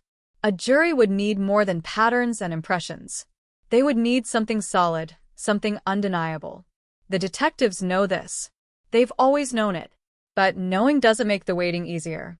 The cold case unit begins to collaborate more aggressively with forensic specialists, revisiting evidence that has survived the years. Not because it promises answers, but because it represents the last place the truth could still be hiding, preserved by accident rather than memory. Each item is handled with reverence. These are no longer objects. They are witnesses that cannot lie, only fail to speak. The results are frustratingly familiar. Partial matches. Statistical probabilities. Nothing that crosses the threshold from interesting to actionable. Yet even in disappointment, something shifts. The absence of other contributors becomes meaningful. The field of possibility narrows again, closing in on the same center it has circled for decades. Outside the investigation, the world changes faster than the case ever could. New crimes dominate attention. New scandals rewrite headlines. The story of 1987 becomes something people vaguely remember, a reference point rather than an act of concern. But for those closest to it, nothing fades. The family continues to mark time not by years, but by what has not happened. No arrest. No confession. No apology. The suspect's behavior begins to reflect the strain. There are moments of impatience now, flashes of irritation that break through the carefully maintained calm. A complaint about being harassed. A pointed remark about police incompetence. The language is revealing, defensive in ways that feel unnecessary. Detectives take note, aware that pressure does not create guilt, but it can expose it. An unexpected development emerges when an old acquaintance of the victim is contacted for an unrelated inquiry. During the conversation, they mention something small, something that never felt important enough to share before. A memory of the suspect arriving unannounced one evening, tense, distracted, unusually quiet. The timing is wrong for the story that has been told for years. The detail is logged. Another thread added to the web. The case now exists in a strange state of near certainty and total paralysis. Investigators believe they understand what happened, how it happened, and who is responsible. What they cannot do is prove it in a way the law demands. The gap between truth and justice feels impossibly narrow and endlessly wide at the same time. As the 20th anniversary approaches, preparations are made quietly. Statements drafted. Files reviewed. Detectives debate whether another public push could help or hurt. Exposure risks tipping off the suspect, but silence risks losing the case entirely to time. In the end, they choose measured visibility. Enough to remind the public, not enough to reveal strategy. The anniversary passes without resolution. Candles burn. Names are spoken. The community pauses briefly, then moves on again. But the investigation does not. It lingers in offices long after lights are turned off, in conversations that never quite end, in the shared understanding that something fundamental is still unresolved. Late one night, a detective revisits an interview transcript from years earlier, reading it slowly, without expectation. A phrase stands out, one that seemed harmless at the time. It now reads like a tell, a defensive reflex disguised as helpfulness. The detective underlines it, feeling that familiar mix of dread and determination. The cold case is not dormant. It is patient. It waits for the smallest fracture, the quietest mistake, the one moment when control slips and truth surfaces, not in a confession or a dramatic reveal, but in something far more fragile and far more human, the inability to keep pretending forever. There's a point in every long-running investigation when the case stops asking for answers and starts demanding endurance, when the question is no longer who did it, but who will still be standing when the truth finally has nowhere left to hide. By the time the case enters its third decade, the detectives working it understand that they are no longer chasing a suspect. They are outlasting one. The suspect's life has grown smaller, quieter, shaped by the slow erosion of possibility. Friends drift away. Conversations become cautious. Every interaction carries the faint awareness of being watched, even when no one is there. This is not punishment in any legal sense, but it is a consequence, the kind that settles into the bones over time. The suspect complains privately about the injustice of it all, about a life lived under suspicion without charge. The irony is sharp, but unspoken. Inside the department, the cold case unit restructures again. New leadership brings renewed scrutiny and a willingness to challenge assumptions that once felt immovable. The case is reassigned not because it was mishandled, but because fresh eyes can sometimes see what familiarity blurs. Every conclusion is questioned. Every theory tested, as if for the first time. The trusted family friend remains the gravitational center of the narrative, impossible to dislodge, no matter how often they try. Investigators begin building what they call a pressure profile, not for prosecution but for understanding. How does the suspect respond to stress? To attention? To perceived loss of control? Past interviews are compared, not for facts, but for tone. Shifts are charted. Defensive language grows sharper over time. Explanations become longer, more elaborate. Simplicity gives way to overjustification. It is not evidence, but it is movement. A rare moment of optimism arrives through technology that didn't exist when the crime occurred. Genetic genealogy is emerging, quietly revolutionizing cold cases across the country. The idea that family trees could reveal what databases could not feels almost miraculous. Evidence is submitted again, cautiously, aware of the legal and ethical boundaries still being defined. The wait is agonizing. Hope, after decades, is dangerous. When results return, they are incomplete, frustrating, but not meaningless. A distant familial connection surfaces, faint but real. It does not point directly to the suspect, but it narrows the field in a way that feels decisive. Once again, others are excluded. Once again, the suspect remains unexcluded.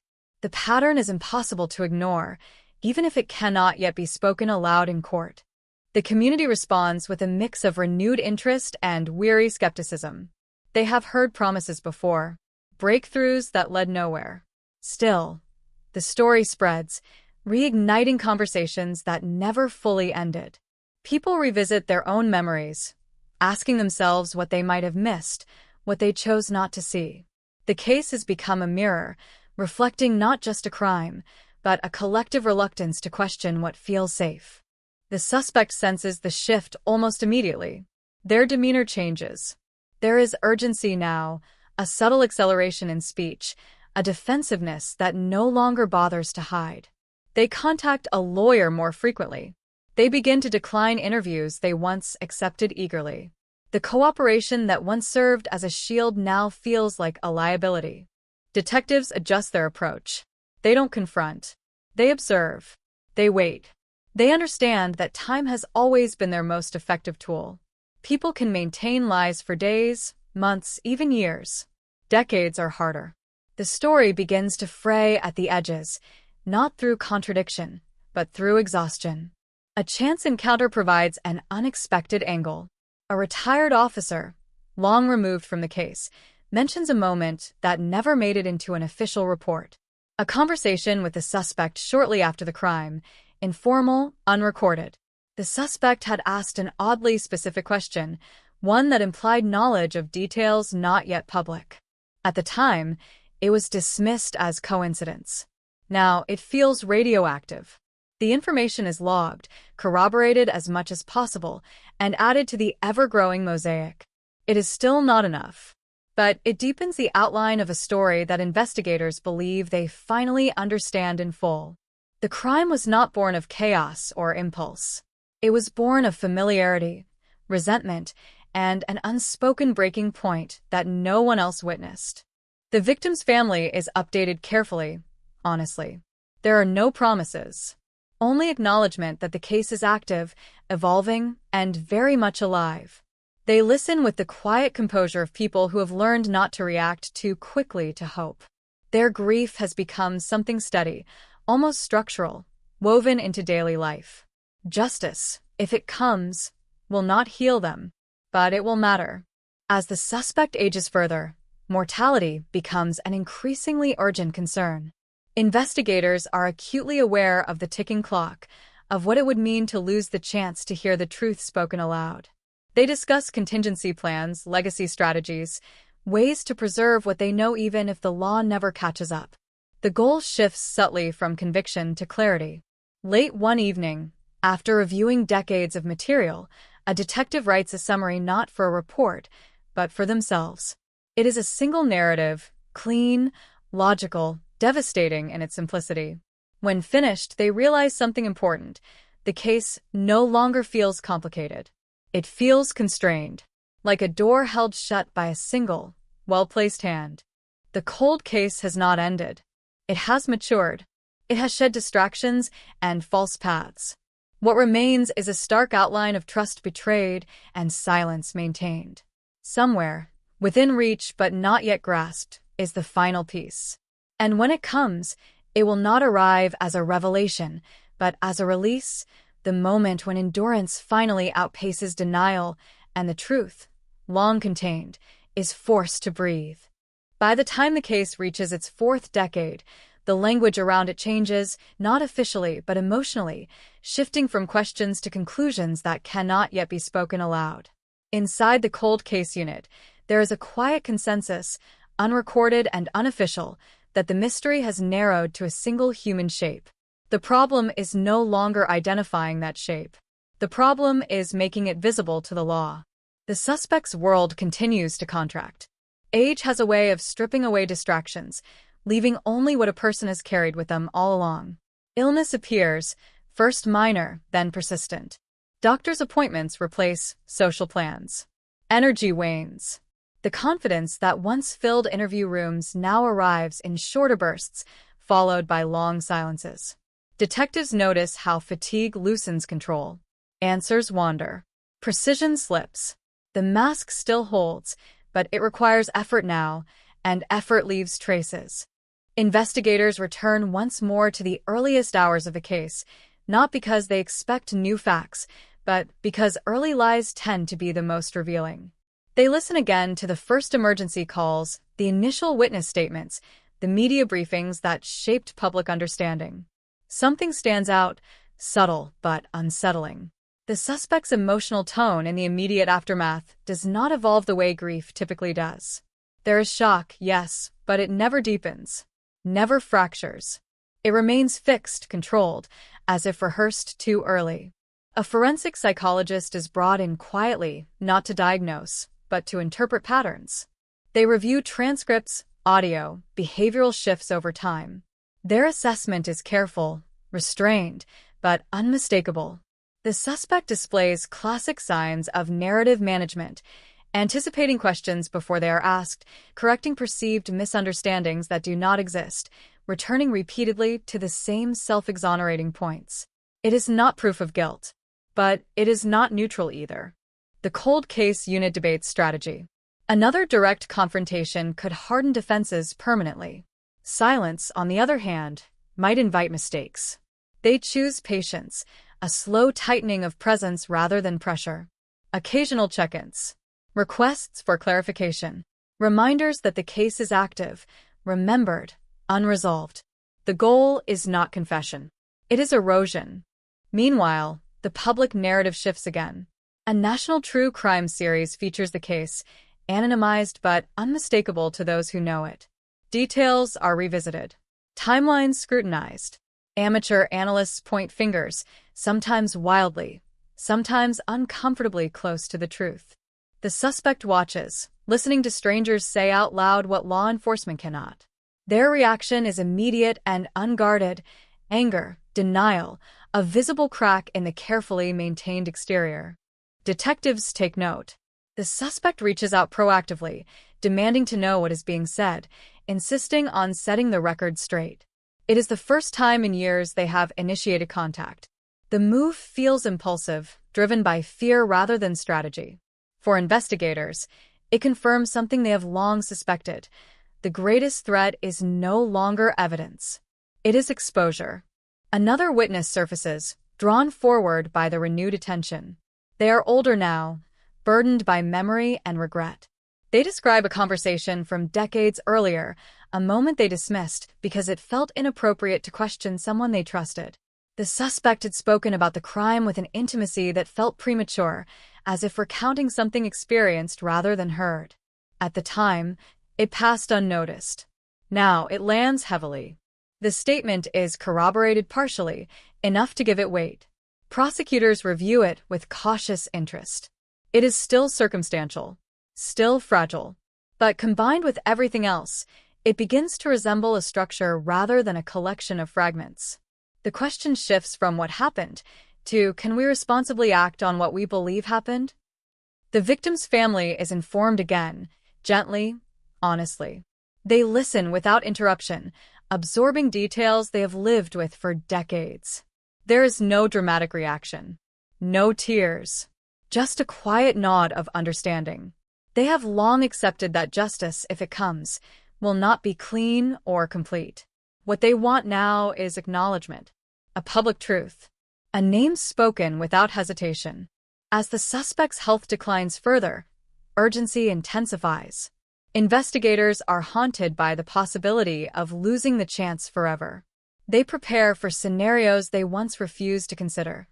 Death without confession, closure without conviction. They compile their findings into a comprehensive narrative, designed not just for court, but for history. If the law cannot deliver justice, the record must at least deliver clarity. Late one night, a detective receives a call from a colleague who has been quietly monitoring the suspect's behavior. The suspect has made an unusual request, asking about legal protections related to statements made outside of interrogation. The question is framed casually, but its timing is unmistakable. Something is weighing heavily. Something is shifting. The case, once stalled by lack of movement, now feels unstable, like a structure under stress. The suspect is tired. The investigators are patient. The balance of power, subtle and unspoken, is beginning to tilt. There is no confession yet, no dramatic revelation. But the silence has changed. It no longer feels secure. As dawn approaches, the detective reviews the case summary again, aware that they may be closer to the end than ever before. Not the ending people expect. Not an arrest splashed across headlines. But a moment when the truth is no longer contained by fear or time, when it surfaces because it must. The cold case is no longer frozen. It is thawing, slowly, painfully, revealing what has been buried beneath decades of restraint. And somewhere, behind tired eyes and careful words, the weight of 1987 is finally becoming too heavy to carry alone. There is a subtle moment in long investigations when inevitability replaces uncertainty, when everyone involved senses that the ending has already been written, even if the final sentence has not yet been spoken aloud. The case enters that phase quietly, without announcements or breakthroughs, carried forward by a shared understanding that something is approaching, something irreversible. The suspect feels it first. Long before law enforcement makes a move, long before any legal action is considered, the pressure becomes internal. Sleep fractures. Routine slips. Conversations wander back to the past without invitation.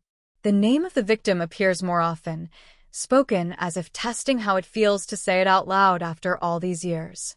To those around them, it looks like aging. To investigators, it looks like strain. Detectives adjust their rhythm. They don't escalate. They simplify. Requests become shorter. Questions narrower. Each interaction is designed to reduce escape routes, to strip away the excess language the suspect has relied on for decades. There is no confrontation, no accusation. Just silence, carefully placed, allowing the suspect's own words to fill the space. Silence, they know, is far harder to control than speech. The forensic picture, long incomplete, sharpens just enough to matter. A reevaluation of physical evidence, combined with updated behavioral analysis, produces a timeline that feels uncomfortably precise. It doesn't require imagination anymore. It requires acceptance. The pieces align not because they were forced, but because there are no alternatives left that make sense. The crime, once mysterious, now feels disturbingly logical. Prosecutors are briefed again. This time, the tone is different. Less speculation. More narrative. They listen carefully, asking fewer questions than before. When they speak, it is not to promise charges, but to acknowledge reality. The case may never survive a trial, but that does not mean it has no conclusion. Justice, they agree, has more than one form, even if the law recognizes only one. Public interest surges once more as rumors begin to circulate. Not official leaks, but whispers carried by pattern recognition, by the way institutions move when something is changing. Journalists sense it. So do long-time observers. The language in articles shifts from questioning to reflection. The phrase cold case appears alongside words like legacy and truth. The ending is being prepared, whether anyone admits it or not. The suspect reacts defensively to the renewed attention, but the defenses are thinner now. There is anger, yes, but also resignation. They speak of being misunderstood, of a life overshadowed by accusation. What they do not speak of is the victim. The absence is striking. Investigators note it carefully. Silence, once again, says more than denial ever could. A final interview is scheduled, framed as routine, voluntary, informal. The suspect agrees, perhaps believing this is just another cycle, another past that will fade like all the others. The room is smaller this time. Fewer people. No show of force. Just two detectives and decades of unresolved history. The questions are simple, familiar, but the pauses between them stretch longer than before. At one point, the suspect begins to speak, stops, and starts again. The words that follow are not a confession. They are something more ambiguous, more revealing. An admission of proximity, of presence, of moments previously described differently. The statements are careful, legally guarded, but they mark a shift that cannot be undone. Once a story changes the slate, it never changes back. The interview ends without raised voices, without drama. Everyone knows what has just happened, even if nothing can yet be proven. Outside, the world continues as it always has, unaware that something fundamental has moved beneath the surface. For investigators, the case has crossed a line. It will never return to what it was. The victim's family is contacted again, this time not with hope, but with honesty. They are told that while an arrest may never come, the truth has taken shape in a way it never had before. There is grief in the room, but also something else. Relief, fragile and incomplete, but real. To be believed after so long is its own form of justice. The suspect withdraws further from public life. Health declines. Conversations with lawyers increase. There are moments, according to those close to them, when the weight becomes visible, when the past presses in too hard to ignore. They speak of regrets, vaguely, without naming them. They avoid specifics. Avoid names. Avoid nights they cannot forget. As the year turns, investigators finalize a document they never expected to write, a comprehensive factual narrative designed not for prosecution, but for record. It lays out what is known, what is believed, and why. It names no suspect officially, but it leaves little doubt. This is the closest the system may ever come to an answer. The cold case, after decades of waiting, has reached its quiet climax. Not with handcuffs or courtrooms, but with clarity earned through patience and persistence. The truth has not exploded into view. It has surfaced slowly, painfully, like something long submerged finally running out of depth. And as the file is closed one last time, not solved but understood, the question that once haunted everyone begins to loosen its grip. What remains is not closure, but truth without denial, a fragile, hard-won understanding that will endure long after the silence that once protected it has finally begun to fade. When the document is finished, when the last sentence is checked and rechecked for precision, it does not feel like an ending. It feels like an admission. The system has reached the edge of what it can do, and beyond that edge lies a truth everyone can see, but no one can formally seize. The cold case has not been solved in the way headlines promise, but it has been stripped of its uncertainty, and that changes everything. The report moves quietly through internal channels. Supervisors read it slowly. Legal advisors underline phrases. No one argues with its logic. They argue only with its limits. There is agreement that the narrative is sound, that the conclusions are unavoidable. There is also agreement that a courtroom would be merciless. Doubt, however small, would grow there, fed by time, by faded memories, by the absence of a single undeniable piece of physical proof. The decision not to charge is not made lightly. It is made reluctantly, painfully, and unanimously. News of the report leaks, not through documents, but through tone. The way officials speak in interviews. The way questions are answered without being fully answered. Journalists sense the shift immediately.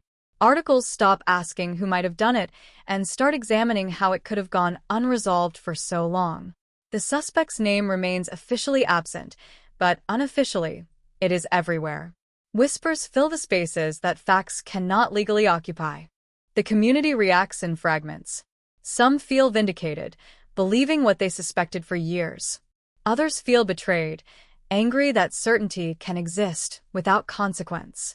There are arguments, quiet and loud, about justice and fairness, about whether belief without conviction is enough. The case, once a singular tragedy, becomes a lens through which people examine their faith in institutions, in certainty, in each other. The suspect reads the coverage carefully. Each article, each comment, each omission. The absence of an arrest does not bring relief. It brings exposure. For decades, ambiguity offered protection. Now, clarity, without accusation, leaves nowhere to hide. Friends stop calling. Invitations disappear. Conversations become strained, formal, distant. The world has decided, even if the law has not. Health issues escalate. Hospital visits become more frequent. Time, which once worked in the suspect's favor, now moves with a cruel urgency. There are moments, according to those nearby, when the past intrudes without warning, when memories surface unfiltered, stripped of the careful framing that once kept them manageable. Regret becomes visible, not in words, but in posture, in silence, in the way the suspect avoids mirrors. Investigators remain involved, not actively, but attentively. They understand that the story is not over until it is truly over. They monitor developments, document changes, preserve records. The goal is no longer arrest. It is preservation. Whatever truth exists must survive the people who carry it. The victim's family receives the report in full. They read it privately, slowly, absorbing every detail. There is pain in seeing the story laid out so plainly, but there is also validation. For the first time, their understanding of what happened aligns with the official understanding. They are not being asked to imagine anymore. They are being asked to accept. Public memorials take on new meaning. The victim's name is spoken with less uncertainty, more resolve. The community begins to tell the story differently, not as a mystery, but as a caution. Trust is no longer assumed. It is examined. The lesson of 1987 is no longer just about violence. It is about proximity, about how well we think we know the people closest to us. The suspect's legal counsel advises silence. No interviews. No statements. The strategy is sound, but it cannot stop the internal unraveling. Silence used to be control. Now it is isolation. The weight of decades presses inward, no longer balanced by the confidence of getting away with it. The absence of denial becomes its own kind of admission. A final interaction occurs quietly, away from cameras. An investigator and the suspect cross paths by chance, not in an interview room, but in a public space. There is recognition. A pause. No words are exchanged. None are needed. The understanding passes between them, heavy and unspoken. The moment is brief, but it lingers longer than any interrogation ever did. As the year draws to a close, the department archives the case again, this time with annotations that reflect what has changed. The file is labeled clearly. Unsolved. Cold case. But beneath that, in language meant for those who will read it later, the truth is outlined with care. Not proven, not punished, but known. The story does not end with justice in the traditional sense. It ends with memory, with acknowledgement, with a community that no longer pretends not to know. The cold case has lost its mystery, even if it has not gained a verdict. And in the quiet that follows, as headlines fade and conversations move on, the truth remains, settled but unresolved, a permanent mark left by a crime that refused to disappear and by a silence that, in the end, could not protect anyone, not even the person who relied on it most. What lingers after the noise fades is not relief, but a quieter reckoning, the kind that settles slowly and refuses to be ignored. The case no longer dominates headlines, but it has altered the way people speak about certainty, about safety, about the distance between knowing and proving. The cold case has entered its final phase, not as an investigation, but as a truth that must now live without resolution. Inside the department, the detectives who carried the case the longest feel an unfamiliar emptiness. For years, the unanswered questions gave their work a shape, a direction. Now, with the narrative complete but unfinished, there is nothing left to chase. They review the file one last time, not looking for errors, but for peace of mind. Every decision is examined. Every missed opportunity acknowledged. There is no illusion that the outcome could have been different.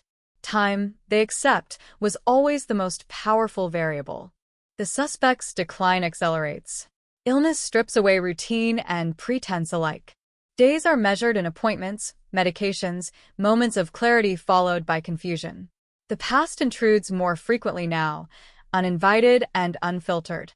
Those close to the suspect describe sudden mood shifts, flashes of agitation, murmured fragments of memory that make no sense out of context. Names are spoken without explanation. Years are confused. But still, no full confession emerges. Silence, it seems, has become instinctive. Rumors circulate quietly, carried by those who believe the end is near. Some expect a deathbed confession, a final attempt to control the narrative. Others doubt it will ever come. Confession requires a willingness to surrender the last illusion of innocence, and that surrender may be more frightening than death itself.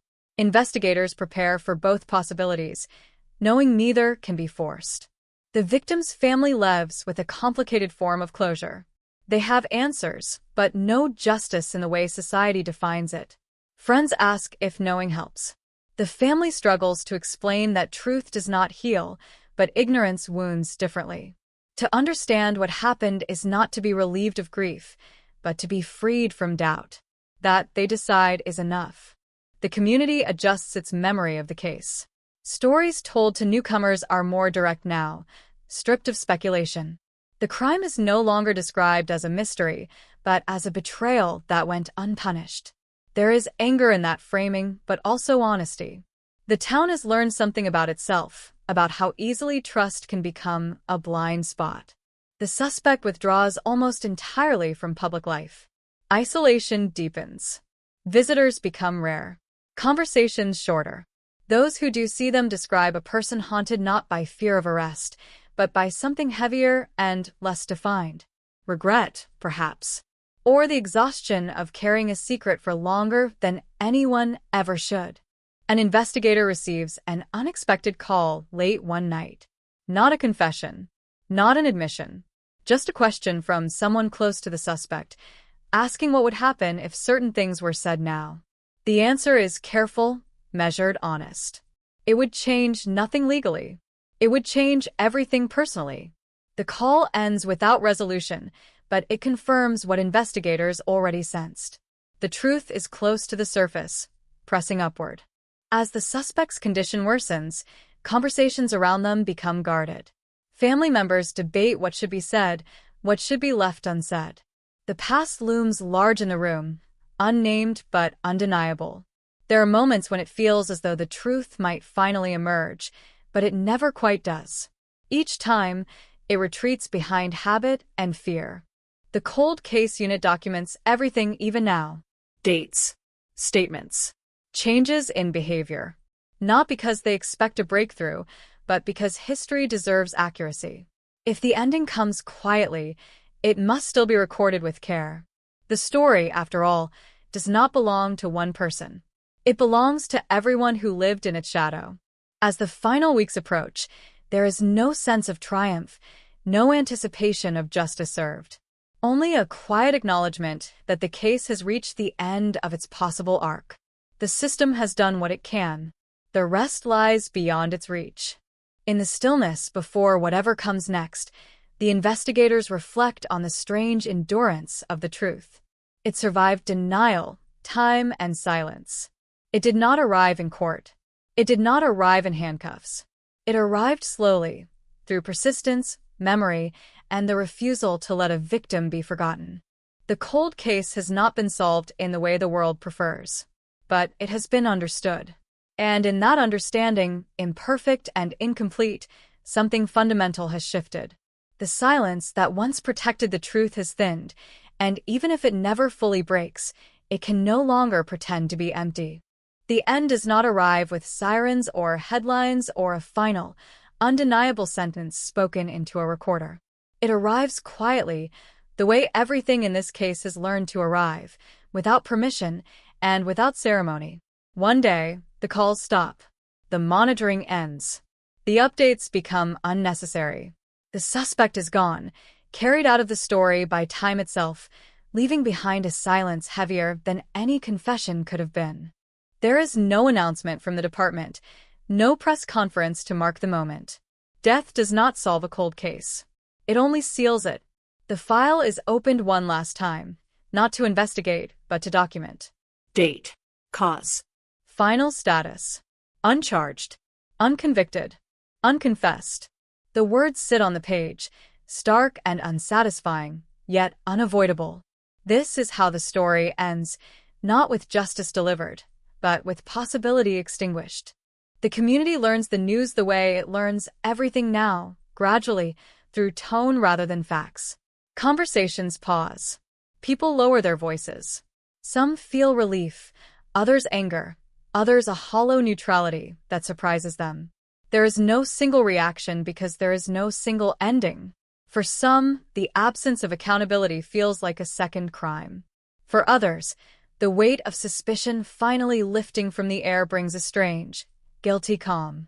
The victim's family receives the call privately. No one asks how they feel because there is no language for it. Grief does not reset. It simply rearranges itself around new realities. There is no satisfaction in this moment, only a quiet acknowledgement that the waiting is over. They will never hear the truth from the one person who could have spoken it plainly. They will also never have to wonder if that day is still coming. Investigators close the case in the only way left to them, by preserving it. Every report, every interview, every conclusion drawn with care and restraint. They write a final summary that does not accuse, but does not pretend uncertainty either. It speaks in the language of fact, inference, and probability. It leaves space for history to understand what the law could not finalize. The cold case file is archived with intention, flagged for future readers who may wonder why something so clear never ended in a courtroom. The answer is there between the lines. Time, trust, the limits of proof, the cost of waiting too long for certainty that never arrives cleanly. Years later, people will still search the case.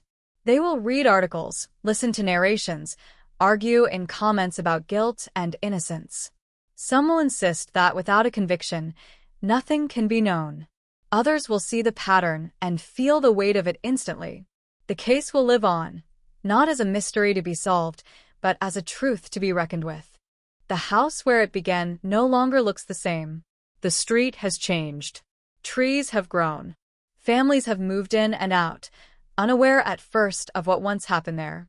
Eventually, someone always tells them, not as gossip, but as warning. This place remembers.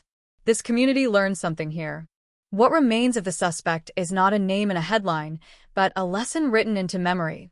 That proximity is not safety, that familiarity is not innocence, and that some crimes succeed not because they are perfect, but because they are trusted. The cold case never delivers the ending people want. It delivers the ending people get. A truth understood too late for punishment, but too clearly to deny. An answer without a verdict. A conclusion without release. And so the story settles into its final shape, not closed, not solved, but no longer searching. The question that once echoed through decades fades, replaced by something quieter and more enduring, the knowledge of what happened, and the understanding that silence, no matter how long it lasts, is never the same as innocence. In the end, the cold case does not end at all. It becomes part of the landscape, a shadow that reshaped lives, a warning passed from one generation to the next. The voice that tells this story lowers, steadies, and finally falls silent, leaving behind the one thing that survived everything else: the truth. Time moves on in the way it always does after a story like this, indifferently, steadily, without regard for what was left unfinished. New cases arrive. New names fill the blotter. New tragedies demand attention. But the old cold case does not disappear. It recedes, settling into the background like a low, persistent hum that never fully fades, only grows easier to ignore. In police academies, the case is mentioned without drama. Not as a failure, but as a reality. Recruits are told about it in plain language, stripped of emotion. Evidence matters. Timing matters. And trust, once given too freely, can become the strongest shield a suspect will ever have. The lesson is not heroic. It is cautionary. The victim's name remains etched in records, in memories, in quiet conversations that surface when the night grows long. Birthdays still come and go. Anniversaries still sting. The absence has become familiar, but never normal. Grief does not ask for resolution in neat terms. It asks only to be acknowledged, again and again, in the spaces where answers should have been. Sometimes a new tip comes in, even now, a call from someone who heard something years ago, A message sent late at night, vague but urgent. Investigators listen, as they always have. They check. They document. They close the loop. The outcome never changes, but the process remains intact. The case is cold, not forgotten. The suspect's life, once scrutinized from every angle, fades into abstraction. What remains are fragments, choices made, moments misread, silences that carried too much weight. No epitaph can explain them. No timeline can soften them. Whatever truth existed between those walls in 1987 remains sealed there, inaccessible, unmoved by the passing decades. The community carries the story forward in pieces. A sentence overheard. A warning offered quietly. A look exchanged when the name is mentioned. These are not rumors. They are echoes. The kind that linger long after the sound itself has vanished. In the end, there is no final twist waiting in the dark. No revelation hiding just beyond the frame. The cold case stands as it is, a reminder that some stories do not conclude, they endure. They live in memory, in caution, in the understanding that justice is not guaranteed by truth alone. The voice that tells the story does not raise itself anymore. It does not need to. Everything that could be said has already been carried through time. What remains is silence, and within that silence, a truth the world learned too late and will never fully put to rest. There is a moment, years after everything has supposedly ended, when the case resurfaces without warning. Not in a courtroom, not in an arrest, but in a conversation that happens too casually to be planned. Someone mentions the year. Someone else remembers the name. And just like that, the past steps back into the room, uninvited, unchanged. Old investigators still recognize it instantly. The cadence of the facts, the shape of the timeline, the way the story refuses to stay buried. They have seen hundreds of files since, but this one clings. Not because it was loud, but because it was quiet in all the wrong places. Because it asked the kind of questions that never stop asking themselves. The evidence, boxed and preserved, sits in controlled storage, untouched but not irrelevant. Technology has advanced. Methods have evolved. Every few years, someone wonders if now is the moment, if the answer has finally caught up with the question. Tests are rerun. Results return unchanged. Science confirms what time already knew. There is nothing new to extract, only the same truth, staring back with the same restraint. The victim's absence continues to ripple outward, subtle but permanent. Lives took different paths because of it. Decisions were shaped around an empty space. The story became part of how people understood danger, trust, and proximity. It was no longer about one night in 1987. It was about what that night revealed. True crime podcasts revisit the case, their voices hushed, reverent. They lay out the facts, reconstruct the timeline, pause at the same places investigators once did. Listeners feel the pull, the frustration, the certainty that stops just short of proof. The case gains new audiences, new debates, new interpretations. None of them change the ending. The suspect's name is spoken less often now, but when it is, the reaction is immediate. A tightening of posture. A pause before responding. Some still defend. Some no longer bother. Time has thinned the arguments, leaving only the core of what was always there, a story that never quite made sense until it made too much. There are those who believe that justice, delayed long enough, transforms into something else entirely. Not punishment, not closure, but understanding. A shared recognition of what happened, even without a signature at the bottom of a verdict. It is not satisfying, but it is real. The case file bears its final designation in official terms, yet everyone who has ever touched it knows the truth. Cold cases do not freeze. They breathe slowly. They wait. They exist in a state between resolution and oblivion, sustained by memory alone. And memory is persistent. It lives in the way the story is told, never rushed, never softened. It lives in the pauses, in the details that refuse to fade. It lives in the understanding that sometimes the most devastating crimes are not the ones that shock the world, but the ones that quietly reshape it. As the years continue to stack themselves higher, the case remains exactly where it has always been. Not solved, not lost, just there. A permanent reminder that silence can last a lifetime and still never be empty. The voice that carries this story does not seek an ending anymore. It knows there isn't one. It speaks because the story still exists, and because existence alone is enough to demand to be heard. Somewhere between suspicion and certainty, between evidence and belief, the cold case endures, unchanged, unresolved, and impossible to forget. The years continue to add distance, but distance does not dilute what happened. It sharpens it. With every passing decade, the case sheds the noise that once surrounded it: speculation, outrage, hope, and what remains is a core so dense it feels heavier than before. The story is no longer crowded with possibilities. It is defined by absence, by what never came, by what was never said. The town has changed names on storefronts, repainted schools, rebuilt intersections. New families walk the same sidewalks, unaware at first of the invisible lines drawn by memory. Then inevitably someone asks. Someone always does. And the answer arrives carefully, measured, as if spoken too loudly might wake something that has learned to sleep lightly. This is where it happened. This is the year. This is the case that never left. For those who lived through it, the timeline is etched into instinct. They remember where they were when the news broke, how the air felt afterward, how trust became conditional overnight.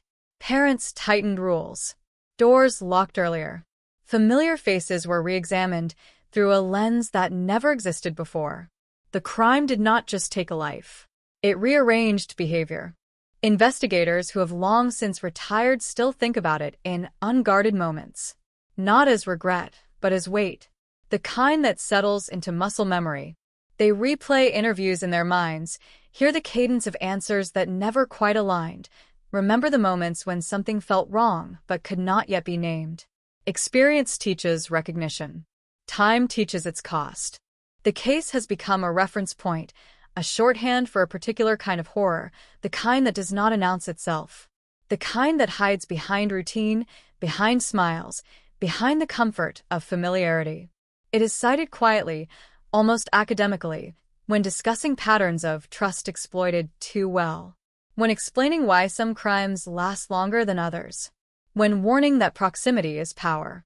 Every so often, a journalist tries to write a definitive piece. They gather records, conduct interviews, assemble the facts with care. The article is thorough. The conclusions are cautious. Readers finish it with the same feeling they always do, a certainty that stops just short of relief. The truth is there, hovering, undeniable in shape if not in name. The victim remains at the center of it all, not as a symbol, but as a presence. A life interrupted, not frozen in time, but carried forward by those who remember. Photos age. Voices fade from recordings.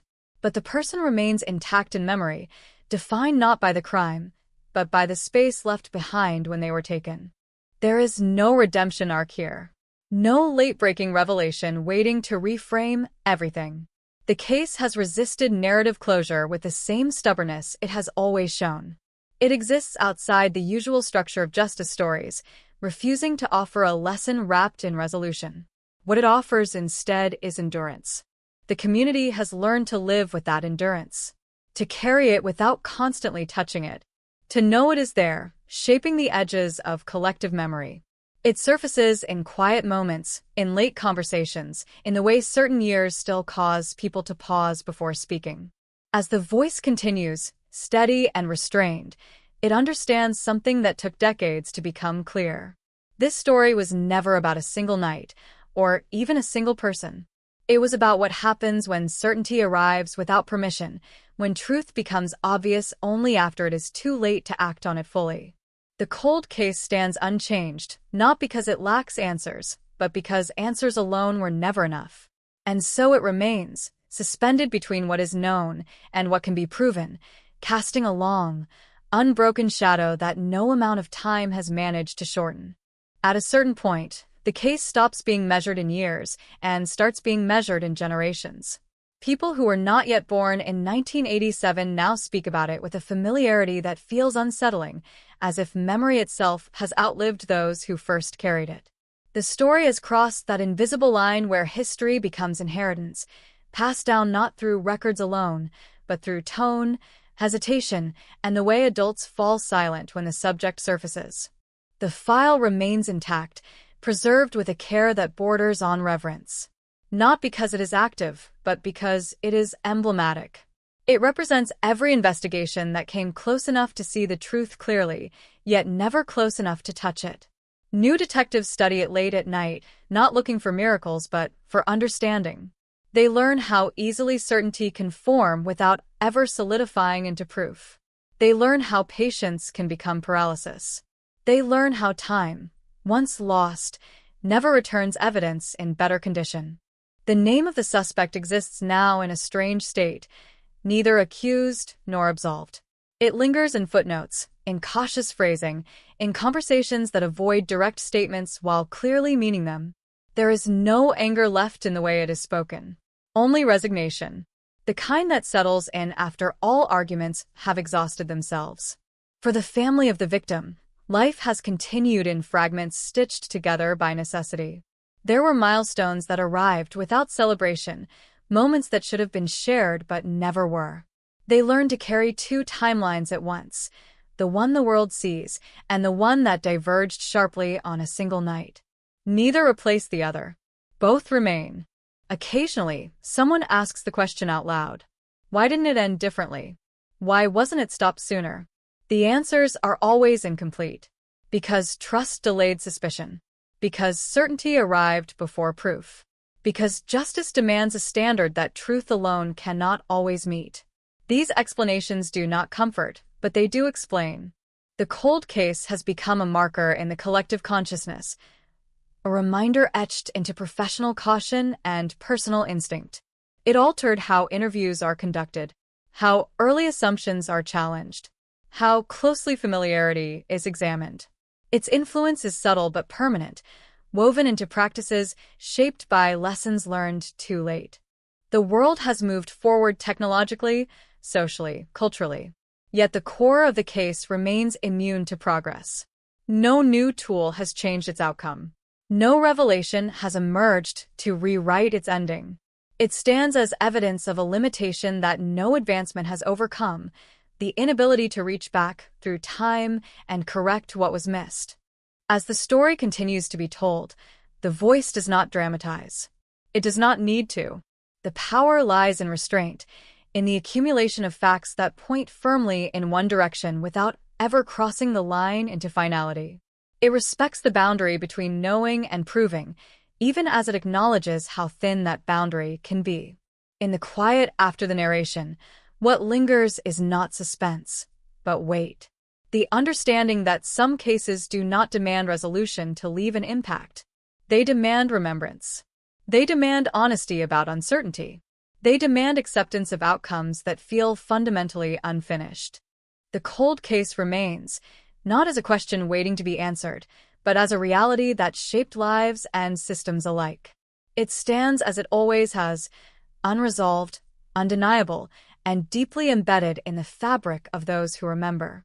And in that persistence, it finds its final form.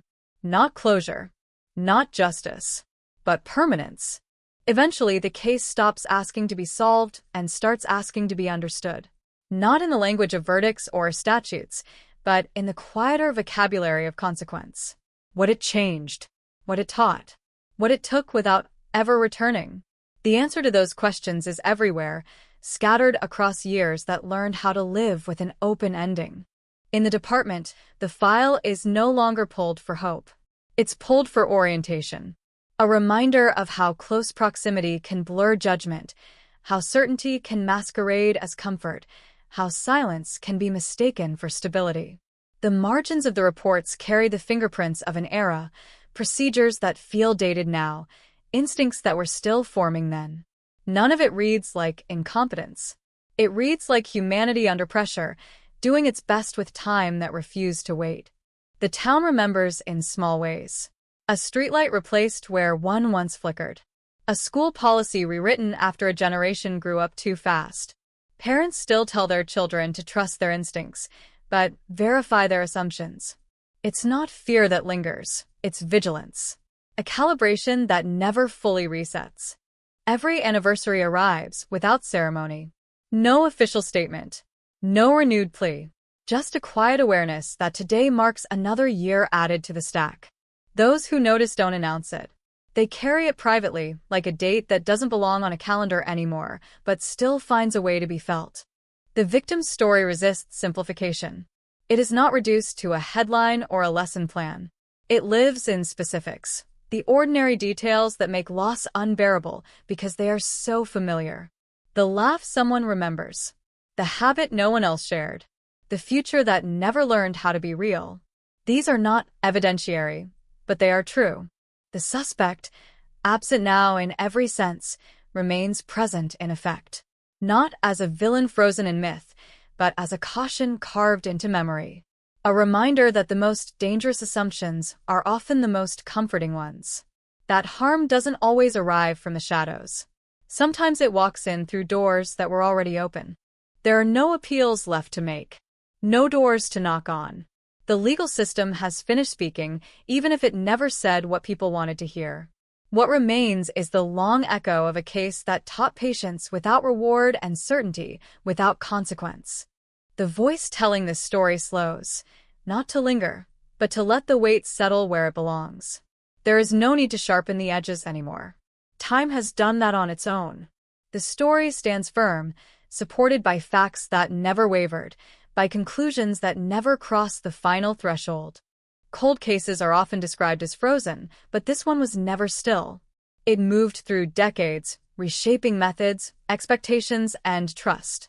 It influenced how questions were asked and how quickly answers were challenged. It left a mark that cannot be traced to a single outcome, only to a lasting change. As the years stretch forward, fewer people will remember the night itself. More will remember the lesson. That memory, distilled and persistent, becomes the true legacy of the case. Not the absence of a conviction, but the presence of awareness. And so the story continues in the only way left to it. Not forward, not backward, but outward.